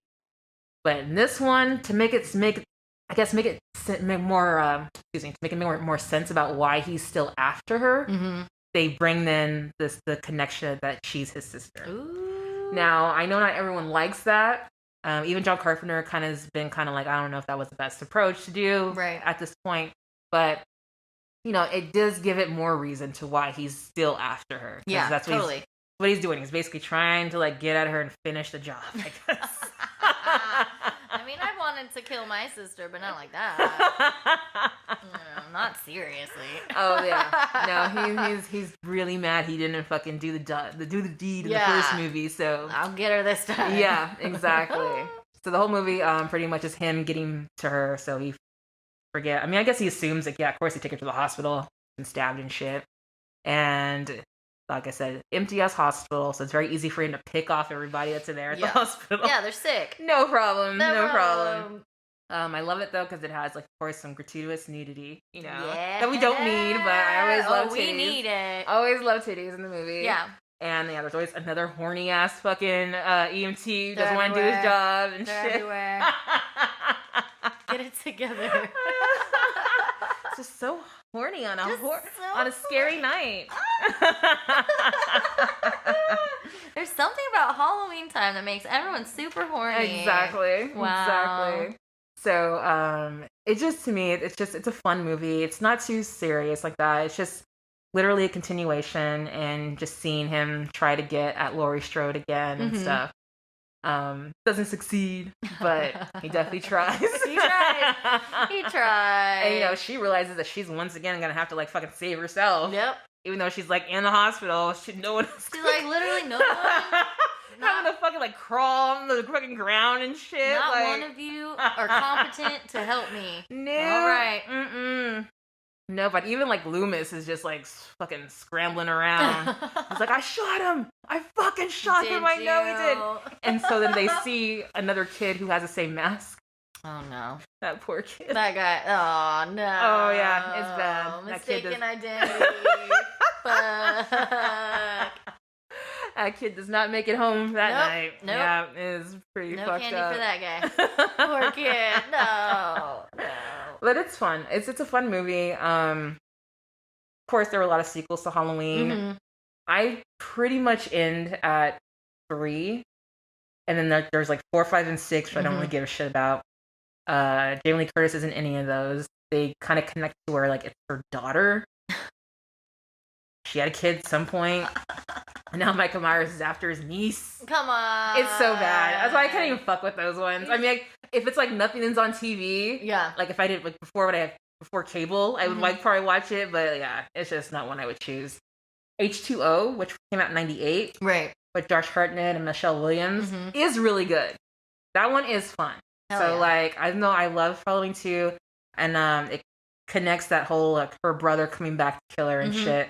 Whereas with the new ones that came out recently in 2018, they got rid of that whole concept. She's not related to him in those movies. Okay. He's just still after her. What? Wait, what? But it's Jamie Lee Curtis, right? Mm-hmm. But what? They changed it. They totally So rewrote it. She's not his sister. No. Mm-mm. In these movies. Not in the one that came out in 2018 and the Right. ones that followed that. No. But They what? changed it. They wanted to go back to the first film. Because like I said, like a lot of people got upset when they changed that in the second film to make her his sister. Which I'm like, I don't know if I would be that upset about it, but whatever. Right. But people were. So they decided to go back to the very first film where there is no relation or no sibling relation That at is all. such an interesting choice to make after all those years. Yeah. Well, I mean, With to the bring it same back. actress. Yeah, to bring it back. I know. And this is why I think it's kind of funny because it's like the franchise splits because you have the original Part 2 and H2O that follow that narrative of her being his sister. Right. And then now you have Halloween, and then you jump now to Halloween 2018. Right. And ones that came after that where it totally changes that she's not related to him. I kind of prefer the other ones. Because Right. like, I only seen Halloween 2018. I didn't really care for it. And I didn't hear really good things about the next two that came after it. So I haven't think it's seen like Halloween Kills or any Halloween of those. Ends. I'm good. Nah. I didn't hear much about him. So I typically, I don't have a problem with her being his sister. That Right. doesn't bother me. So I don't mind the films that follow that narrative. So that's probably why a lot of people don't like Halloween 2, which I understand. But I just think it's a fun, just get right to it. I don't got all that fucking, there's no like, gotta build up who the fucking character I don't is. need Just the origin right to it. So I don't need the origin story. exactly. Like, No let's push exposition. it. We got it. We know exactly what happened. So I love it. That's when I watch every Halloween. Hell yeah. Mhm. Nice. Man, I think the only Halloween movie that I've seen all the way through is Halloween 3, which has nothing to do Are you with Mike serious? Myers. Yeah, I Yeah. love it though. I love that. yeah. Yeah, that one is hella fun. I love that one. Mhm. But yeah, the first Halloween, I don't think I ever finished that one. Really? Yeah, I cannot recall if I've seen it It's all the way good. through. I mean, it's Yeah. a good movie, and they even got that cute PJ Souls. Ooh. Oh, love PJ Souls. She's such a cutie. Okay. She's always wear like the baseball cap and the pigtails. Cute. Oh, such a cutie. But yeah, the first one, it's I get it. It's pretty much started the whole like slasher, or Yeah. really kind of popularized the slasher movie. So I understand its importance, but part 2 is just hella Part fun. 2 calls to you. Yes, it and does. that's cool. Yes, it does. You own that. Thank That you. is lovely. Thank you. Yeah, you tell the world. Tell them. Okay, so what is your other pick? Okay, so the fourth pick, this one is for the kooky, not spooky crowd. You know? Got it. This is a movie I used to watch all the time as a kid, and I still watch it every year if I can do it. It is the Olsen twins in Double Double Toil and Trouble. Oh my god. Yes. I love it. I've never seen it, but this Oh my god, I love love it. this movie so much.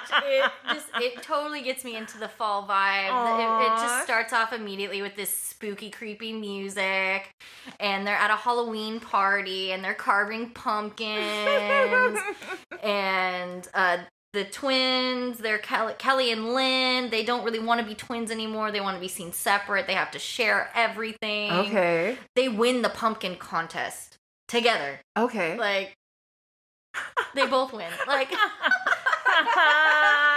and then there's this little person named Oscar the Clown, and he gives them this little this magic wand that actually turns out to be magic. Ooh. It does have magic powers. Okay. And in the meantime, Kelly and Lynn's parents, one of them is Eric McCormick, Will from Will and Grace. A very young Will from Will and Grace. Wow. Okay. He's their dad, and they're about to lose their home, so they go to their estranged Aunt Agatha, played by Cloris Leachman. Oh my God! Mhm. I love Cloris Leachman. This was my first exposure to Cloris Leachman. Like, when I think of her, I Wow. think of Aunt Agatha. Oh my God! That's Cloris Leachman to me, Aw. is Aunt Agatha from Double Double Toilet Trouble.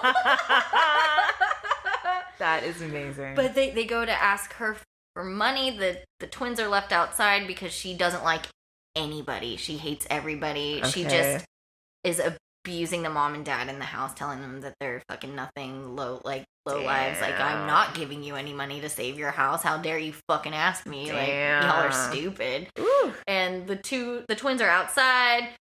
They run into a gravedigger.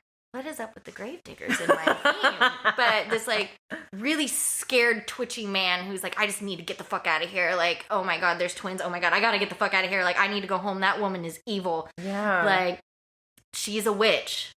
She is a witch, and she trapped her twin sister's soul in that house. Oh shit. Also played by Cloris Leachman.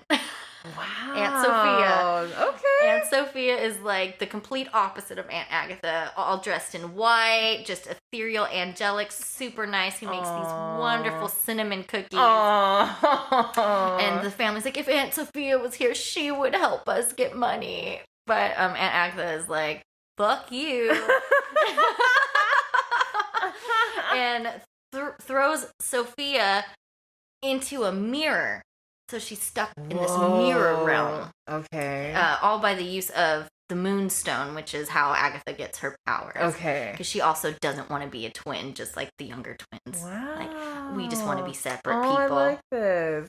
Yeah, and then the girls come up with a scheme like, if Aunt Sophia was here, she would help us. And then they like switch out their costumes on Halloween night with two other kids, and their parents have no idea that their two daughters took off to go confront an evil ass witch and save Aunt Sophia and save their house. And they come across other.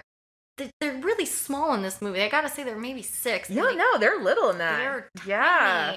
tiny. And they come across all these grown ass men to help them on their journey. Oh, so wow. I'm like, how come nobody stopped them? But they get help from this like unhoused person who lives under a bridge named Mr. N. They like try to give him or they did give him pineapple lollipops as payment for washing their windows, and he's like, I don't fucking want this. But he like they meet him up with him again, and he's like, I'll help you if I'll get money from it. Like, of course I'll help you. And then they run into Oscar the Clown again, and then they have a cute little moment. He's like, when I'm a clown, people laugh with me, but when I'm out of my makeup, they laugh at me because I'm Aw. small. And the Olsen twins are like, we're kind of small ourselves. And I'm like, girl, not the same, but yeah. Way to relate, little ones. But then they go to the gathering, or they also get in touch with the gravedigger again. They go to the gathering of the witches, Okay. and it's all spooky and fun, and they're just there to save the day. And I watch this movie every year. I literally saw it on my Instagram memories the other day. I Like, watched. is it time again? Yes, it's to that watch time of the year again. It's my reminder. I went to Visalia with Janelle and hung out with her niece and nephews, and we put on Double Double Toil and Trouble. So I was like, yes, I got it for the year. And I took a picture of it. I didn't post it, but I did take a picture of it. And then literally the next day, I checked my Instagram memories, and there was Cloris Nice. Leachman as Aunt Agatha, and I was like, oh yeah, I gotta talk about this movie. That is so cool. Like, I've known about it. I've Mhm. never seen I don't think I've seen any of the Olsen twins, like the movies they made when they were like little. Yeah. I saw those when they got older and Mhm. stuff. Oh, like but Billboard Dad, Passport to Paris. that one, yes. And then I saw It Takes Two It and Takes stuff. Two, yeah. But yeah, no, I've known about that one. Mhm. Double Double Toil. I cannot believe it. I love it. I love it. It sounds cool. And fuck, you so make Cloris Leachman. Yes. I fucking love Cloris Leachman. Oh, she is so good and so evil I in love this. it. And she just, the outfits are right. Okay. Her in her witchy outfit. Man, she is just Yeah. a powerhouse and very scary, but fabulous. Got it. I love it. That's a good recommendation. If people don't want to get too freaked out, but Yeah. still want the spooky season, Mhm. kind of vibe. It's perfect for that. Or if you have young ones and Yes. you don't know what to throw on Double Double Toil and Trouble. It is so cute and spooky. It's Yeah. really fun. I love that movie so much. It reminds me of my childhood. cute. And I will continue watching it. I love it. Yeah. I definitely would not have expected you to say that one. I had to be gosh. honest with the folks, Hey, that is what I appreciate watch. it. Yes, absolutely. If you love it, I love it. So yes, Mhm. that's awesome. Okay, for me, my fourth pick is we talked about it a little bit earlier, Poltergeist. Oh, yeah. Poltergeist has a lot of history with me. Mhm. I remember as a young kid, I think I had to have been probably like 4 or 5, and I was at the house, and I remember walking into the living room, like coming around the corner, and my mom or dad must have been watching it, and I came in right at the scene where the dude's like ripping his face off, Oh, yeah. and I freaked out. Oh my god, I don't blame you. I remember seeing that for the first time too, and I was like, no, what Freak. the fuck is this? And like, I think it totally traumatized me for the longest time. Yeah, it's fucked up. So when I finally watched it as an adult, Mhm. I was like, this movie is amazing. Yes. Like, Yes. I love Poltergeist. Like, it's my favorite, I think, Toby Hooper film. I've been watching he did Texas Chainsaw, Texas Chainsaw. right? Yeah. And I think I finally watched another one that he did. Life Force. Oh, okay. Life Yeah, I Force haven't is seen that fucking one. crazy. But Poltergeist is my absolute favorite. The effects are so wild and just so memorable. I mean, that scene, even the scenes where you see the ghosts and stuff. The fucking tree that attacks the sun. Yep, the tree, that Oh creepy my ass God. clown. Yes, the clown. And the whole setup is really good. I Mhm. feel like just this whole idea of this suburb being built on this fucking cemetery, Yep. and the fucking asshole fucking what do you call it? Real estate developer not wanting to move the fucking grave sites, just Nope. moving the headstones. Yeah. And that's it. That'll do. Woo! The evilness of capitalism Yep. Strikes really, again. really shows in this movie. Absolutely love it. I don't really fuck with him now, but I did really like Craig T. Nelson. Yeah. Total fair fucking enough. Trumper, I think now. Joe Beth Williams is amazing in it. And then little Heather O'Rourke. Like, I just fell in love with Carol Ann. Mhm. You just want them to find that little girl, Yeah. throughout that whole movie. And you believe it. Like, when they finally pull her from the other side and Mhm. she's like, hi, mommy. And they're in the tub. I'm just like, oh my God. Aw, you got her. I know. Like, I started crying. I'm just like, oh Yeah. my God, this little girl. Just amazing. And I do enjoy actually part 3 Okay. a lot. It's scarier because one, the actress Heather O'Rourke did die Right. Mhm. in real life, and I think they had to do like a stunt double for like the last few scenes. Oh no. Just to get the back of her so she headshot. was involved in that movie before she died? Yes. Wow. Yes. I didn't know that. Yeah, I think she died before it came out. Oh fuck. Yeah. So she was in that. Yes. Fuck. Yeah, and she's great in it. Right. Like, she's so good. Like, you definitely, her character has grown, and you see it in how she portrays it. You know, like, Mhm. she's gone through this shit, and now she's living with her aunt and uncle. Mhm. In this high rise in Chicago, which is a great setting 'cause it's Yeah. just even more scary and claustrophobic and stuff. So, but the first one is just so well done. And I love how I was watching some commentary on it. Everyone was like, man, if I fucking saw that there was a part in my house that was making people like glide across, Yeah. I would not be like, look at this trick. Or look at this fucking trying to No. show it to her husband as some like Abs- new party trick. No, or I'm out. I'm out. I'm a head out. I know. No no. way. No way. But no, they realized that soon that this is not something to be playing with. So, and then of course I love Zelda Yeah, Zelda. coming in, cleaning that damn house. Hell yeah. Saving the day, Zelda. Thank you. So good. But I just love it because you really see the family over time. Like, they look exhausted, Mm-hmm. dark circles under their eyes, no one's sleeping and shit. Now they do have the opportunity to go rent out a fucking hotel. Yeah. Unlike the character in the Entity. Yeah. You know, like they got some funds. They've got and shit. funds. Exactly. So, but the ending is just great, where all the graves are popping up out of the ground. Oh gosh, that's so spooky. And then learning that they were like actual real skeletons apparently in the documentary. Right. Yeah. Oh, I forgot about that. They used real shit. Poltergeist has a very, very dark legacy attached to a lot it. of people died on that Yes. from that movie as well, and Mhm. I think things on the set as well, like very Yeah. haunted. Yeah. I didn't realize, even though it's not, I don't really watch the second one a lot, but the Tall Man, Okay, yeah. because I don't think the Tall Man is in the first one. You just, I think they refer to him, but you don't see him until the second one. Maybe, Okay. I think.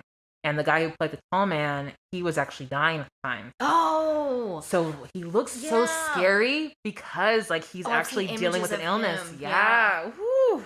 the fact that man still went out and did that. I know. I True know. testament to the craft. He's like, I'm gonna For make real. you fucking scared. For real. This And is he what did. death looks like. He did. I think that one, I don't know why. It's not, I love the first one, but that one is definitely a little bit more comfortable for me to watch. Yeah. Like, I don't know if you've seen the second one. No. Mm-mm. Okay, yeah, there's some scenes in there. I just remember back. I'm like, yeah. Oh. I might watch it just for shits and giggles for Halloween and stuff. But like the first one is just where it's at for me. Yeah, The it's a tone of it classic. is just so good. It's absolutely a classic. And for like a, I don't know, would you call it a haunted house movie? Because Poltergeist isn't really, because it follows you. So it's not really like a haunted house. Right. But like for a Poltergeist, something like this, I had never really seen before. Mhm. Just very effective and just really done in a way that I don't think people had seen before. No. So like it was just way ahead of its time. Like I said, the effects are amazing Mhm. in that movie. So well done. Still hold up to this day. So I now have a shirt with that scene with the guy pulling off his Yeah. skin off his face. Yeah. Because now I love it. Yeah, Now yeah, I totally appreciate it now. You but own that scene now. yes, Good for you. exactly. I conquered that shit. That's called growth. Thank you. I respect that. No, I take that with a badge because that movie scared the shit out of me when I was a kid. So to just love it so much as I do now is just Yeah. it cracks me up. But yes, that is one of my classic Halloween movies. That's a good one. I went through the maze at Halloween Horror Nights they did Poltergeist one year. Oh, really? And that was really fun. Oh, that seems like that would be cool. Yeah. Because I mean, yeah, I have not seen the remake and probably never will. Yeah. Yeah. No need to. I don't forget that exists. Yeah, and that's fine. That's Right, fine. I'm good. Yeah, that's I'm what it good. should be. You're not Carol Ann at the end of the day. You're not that little girl, so don't care. Also, where's the original Zelda? She ain't here either, so No, don't care. who's cleaning the house? Right? Right. This house is not clean. This house is not clean. No, I don't. I mean, who's even in that new Poltergeist? I have no idea. I totally forgot that was even made. I think no, Is it Kyle Gallner? He's in everything. no. I might watch it if he was in it. Right? I would watch it. Think about that, movie studios. You want us to watch something? Put Kyle Gallner You better in start fucking casting it. Yeah, him. you better more start shit. casting him. I'll watch anything. I want to say it's Tony Goldwyn, but I might be confusing that with the Louse House on the Left. Okay. remake. See, now that I did see. Yeah, I think he's either in that one, but I don't know who the fuck was in this new one because I didn't hear nothing about it. Right? Like I said, I forgot it even existed. Mm-hmm. As you should. Because a lot of these fucking remakes come out and they totally just don't understand or just refuse to kind of get what made the original so scary. They're just like, Exactly. I want to do my own thing. I'm gonna do my own thing. Nobody asked for that. Nobody. Damn, that just came out a couple years ago? 2022. Really? It was that No. recent? No. This is a foreign movie called The Poltergeist. Oh, okay. I'm like, I was like, what? no way. Wow, it's not even in here. That's how much people don't care. Right? I'm pretty No impact. I'm pretty certain they remade it recently. Oh yeah, here it is, 2015. It's like way at the bottom. Sam fucking Sam- Rockwell. Oh, really? Yes. Oh, Oh, that's awful. Come on, He's Sam. too good for that. Right? I thought you were gonna say Sam Neill. I was gonna die. Now that I might fucking Right? watch. I'll probably watch that. Just because he just brings his own scary ass vibe Yeah. to it. Yes. He's a fucking dick. Sam Rockwell? Why the fuck would you do this? No, was it a rough year for you? A I mean, slow year for you, Sam maybe, Rockwell? maybe. This came out in 2015. Yeah, this looks awful. No, I love Sam Rockwell. Me too.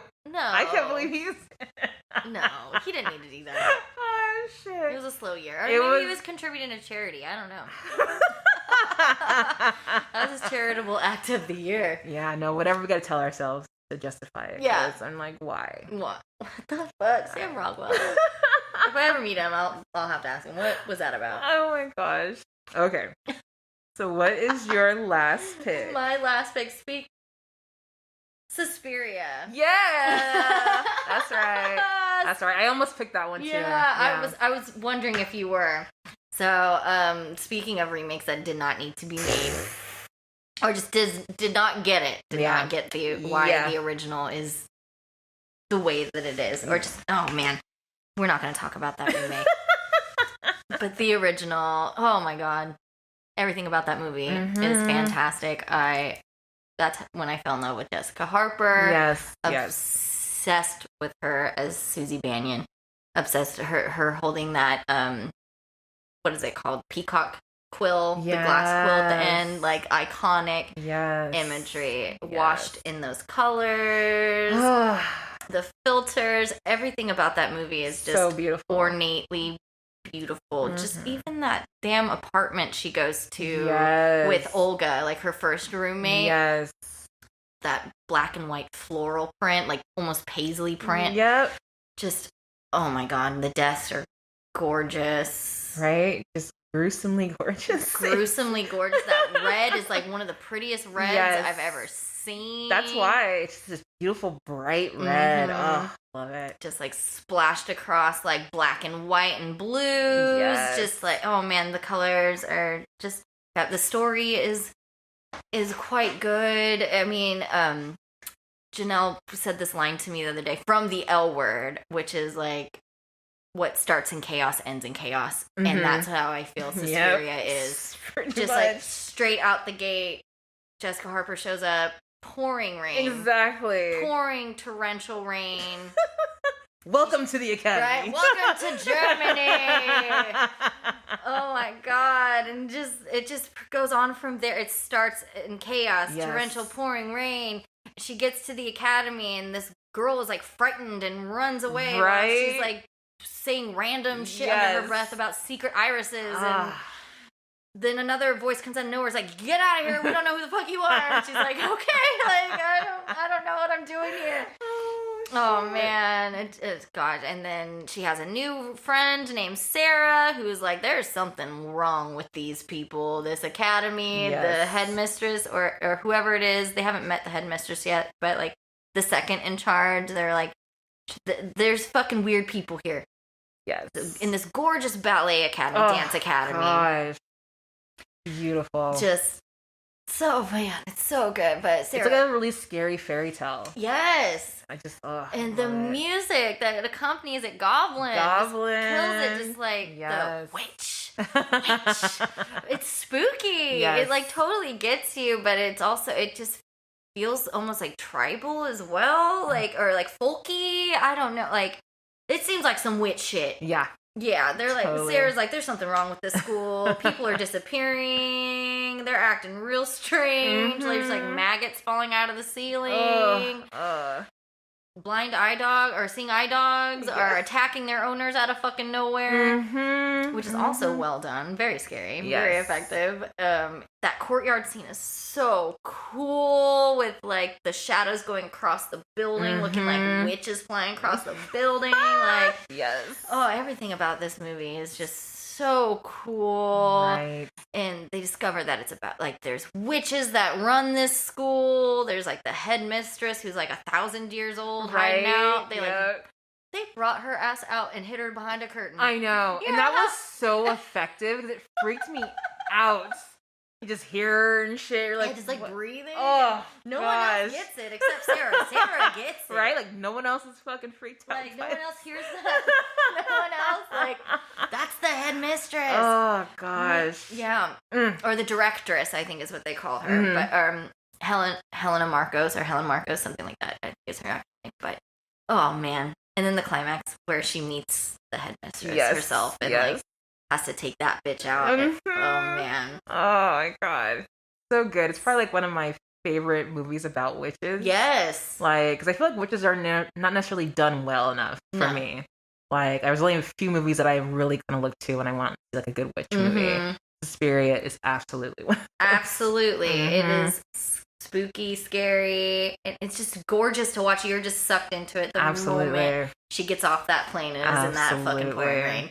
But yeah, chaos to chaos. That's God. I could go on and on about how beautiful that movie is. I could live there. I want to live in that building. Right? I'll go to Germany right the fuck now. Yes. Oh, okay. We'll get rid Okay. of the witches. Right.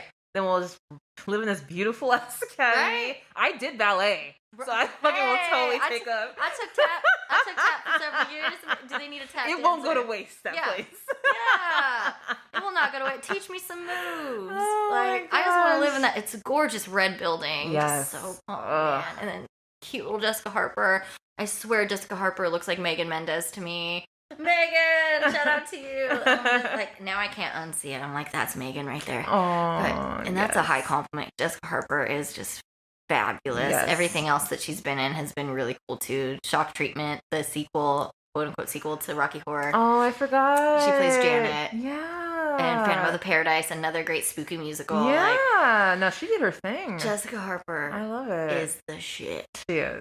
She's the shit. And Suspiria is also the shit. Yes. That remake is shit. I'm sorry, that's a little too harsh. No, I mean, I still haven't seen it because I just can't. It's so different visually. Yeah. And that's what I love so much about the Yeah, original. that's the whole point. So to completely desaturate it of all color, and I feel like that's just kind of like what the trend is in general in movies. It's so sterile and empty Exactly, feeling. Like yeah. the original, it just feels so full, like full of evil or just anything, life. Yes. Whereas like, no, the new one is just like completely like sterile and Yeah. cold. And I know that they did it on purpose, but why would you make that choice? Right. Just make another fucking movie. Right? If it wasn't called Suspiria, I would like that movie a whole lot better because it was interesting. Yeah. It was pretty cool. Yeah. There are definite moments in that movie where I was like, damn, this is pretty cool, but I just can't get over the fact that it's called Suspiria Yeah. and it's so different. And not that anyone is expecting you to make the exact same movie because you would get shit on for that too. Right. So, Right. I don't know. So then you just don't fucking remake it. Yeah. And Just you don't. make make an original movie. And you make an original Because movie. I just don't know how you would have done it, how anyone could have done it justice by remaking it and just completely changing what it's known for. Yeah. You know, because everyone talks about that death scene Mhm. in the beginning. Mhm. Everyone knows about how beautiful that shit looks. It's Yep. so crazy just how visually captivating Yes. it is. So it's just like, I don't know how you're gonna get around that, you know. So I would just wouldn't.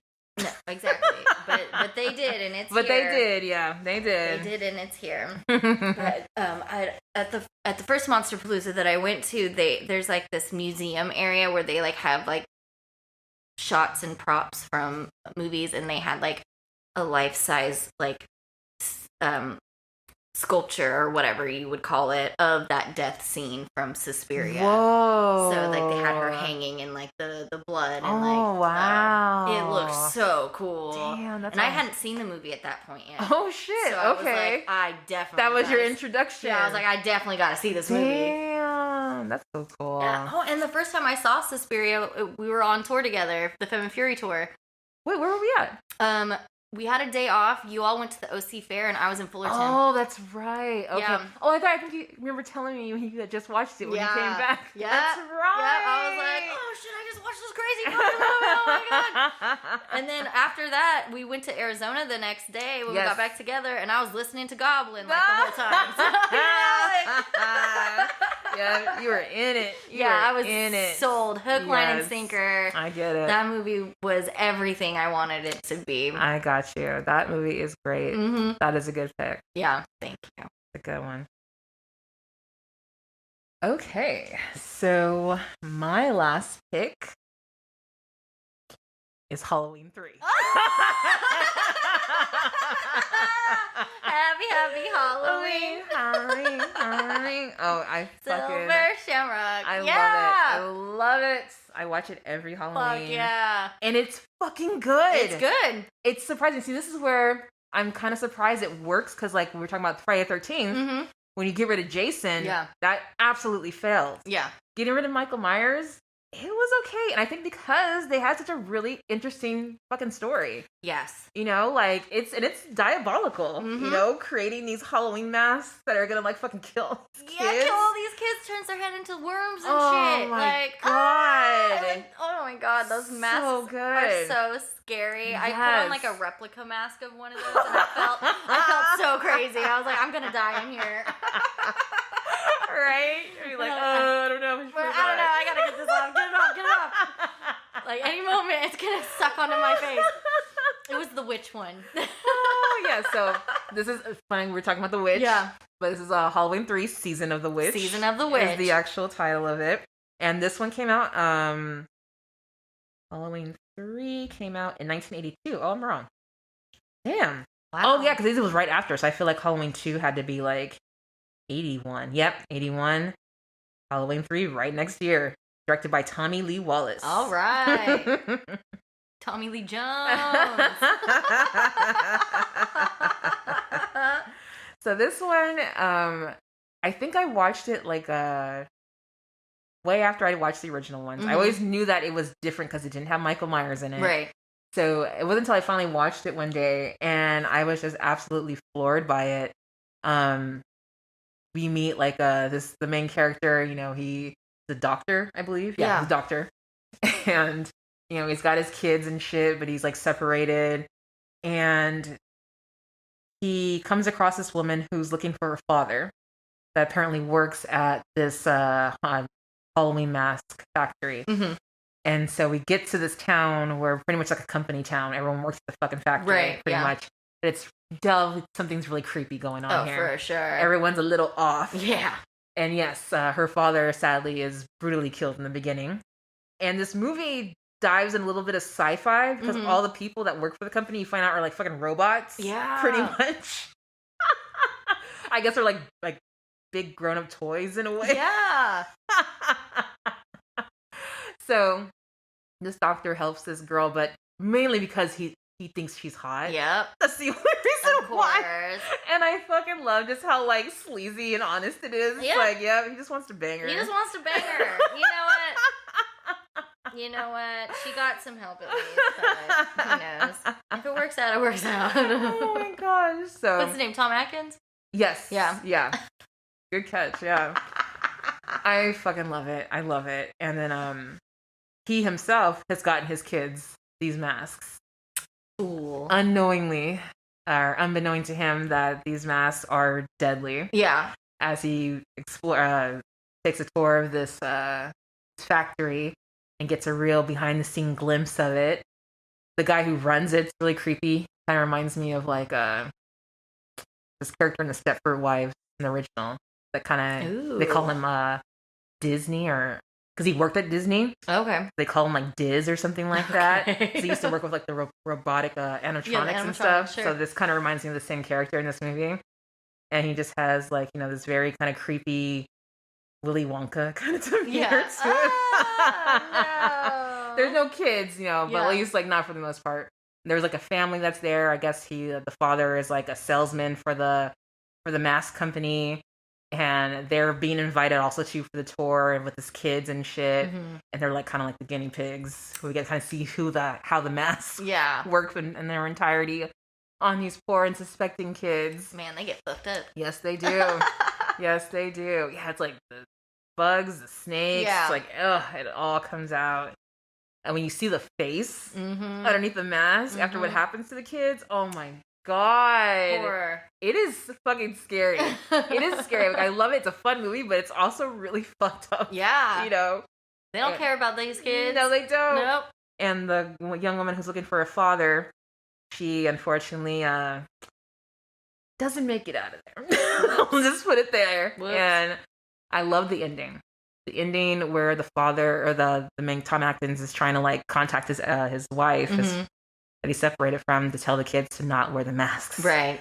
And he can't get through. Whoops. And he's first trying to like get the commercials to stop playing. I think the commercials when they play simultaneously with you wearing the mask, that's where it all starts to like start to take Mhm. over your face and stuff. And that theme song is so creepy. Right? Silver Shamrock. It's so good. Like Mhm. that I mean, I'm not sure why they went this way for this movie. I'm glad that they did. But it was a really original concept, Mhm. you know, like I have to give him for that. And I really enjoy it. But yeah, when he's trying to like call to get the commercials to stop playing and trying to call his wife to not let the kids, and he's like screaming into the phone and just like, he's desperate. and that's how the movie just ends. I just like Right. love it. Love it. I'm just Did like, they survive? yeah. What I don't happened? know. I don't know. I don't know. Do they still have faces? We don't know. Those commercials were pretty damning. Yeah. I mean, yeah. Were they? Go put on your mask, Right. kids. Ah, go put on your mask. It's almost time. It's almost time. Oh shit. No. So, Mm-mm. I love it. I watch it every Halloween. I have It's a good to. one. It's just such a good one. And I know, again, my favorites from that franchise are a little controversial. I guess you could say.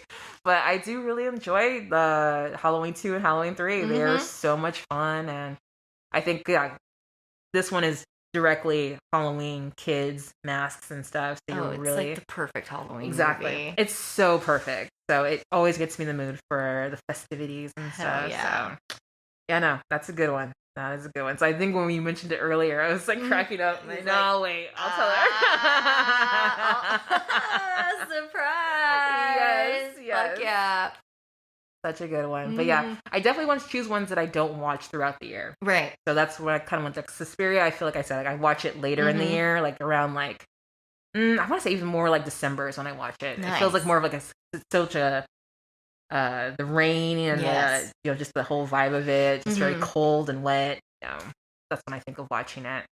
But yeah, no, I think I went more for franchises I love that. this time around. I do have an honorable mention. Yes, please. And it's not a franchise. It's The Haunting. Ooh, I haven't seen it. The one that came out in 1999. Oh, is the one with Catherine Zeta-Jones? Mhm. No, I haven't seen that. Catherine Zeta-Jones and Lily Taylor. Okay. Mhm. Okay. And Catherine is bi in that one. Fuck yeah. Coming at Sold. Lily. Oh, it's so cute. It's so hot. I'm glad that was the first point you made. Like, Right? That's That's all I probably- need. That's probably the most important things in the movie. Yeah, that's all I need. It's Catherine Zeta-Jones is a bi icon? Yes. Mhm. Yes. In this movie. Right, in this, movie. I mean, Yes. we were very close in Chicago. Very close. Oh, you're right. Very close. Yeah. It definitely seemed like her and Roxy were gonna get it on. But, well, I love it. I actually saw this in the theater when it came out because nice. it was PG-13, so I was able to see it. I was Right. like 15 at the Mhm. time.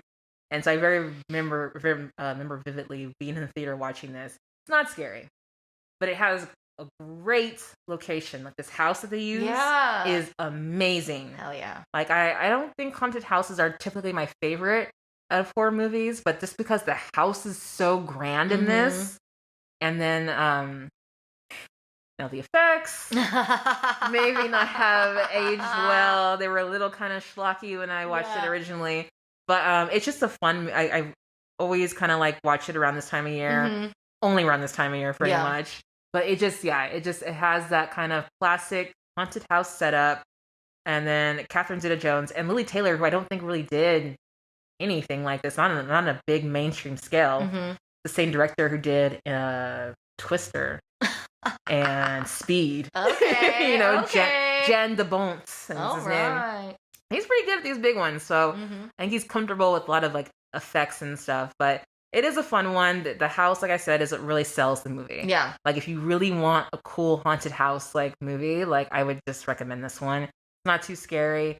It's not that gory. I don't just try any blood in it. It's not. Bone It's dry. PG-13. It's super dry on the wet scale.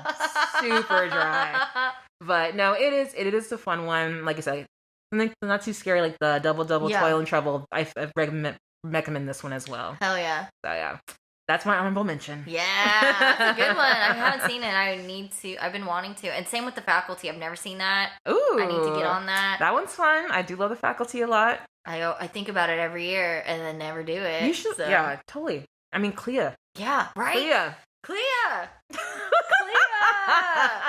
I love you, girl. I love it. I'm- She's like a sci-fi nerd. So Yeah. like, Oh, oh yeah, I totally love her. sick. Yeah, it's a good one. It's probably my favorite Robert Rodriguez movie.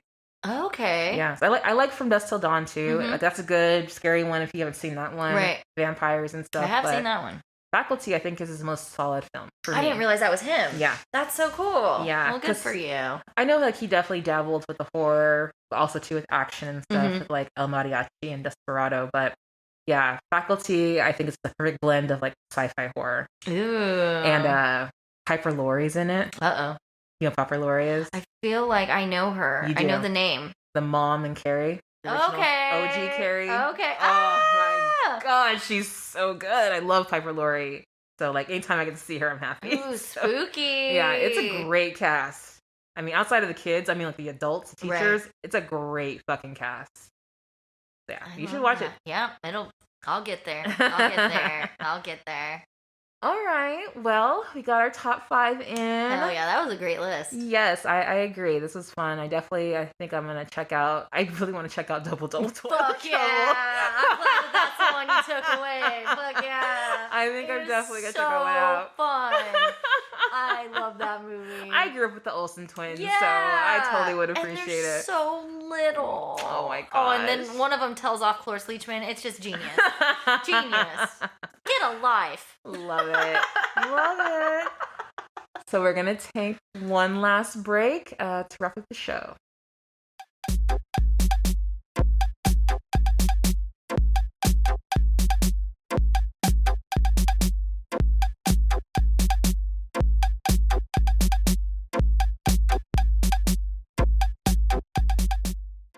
All right, we are back and we are wrapping up the show. If you managed to stick with us this long, thank you so much. Yeah, bless you. It's been another fun episode. I love it. We will be back with another top 5 and movie reviews.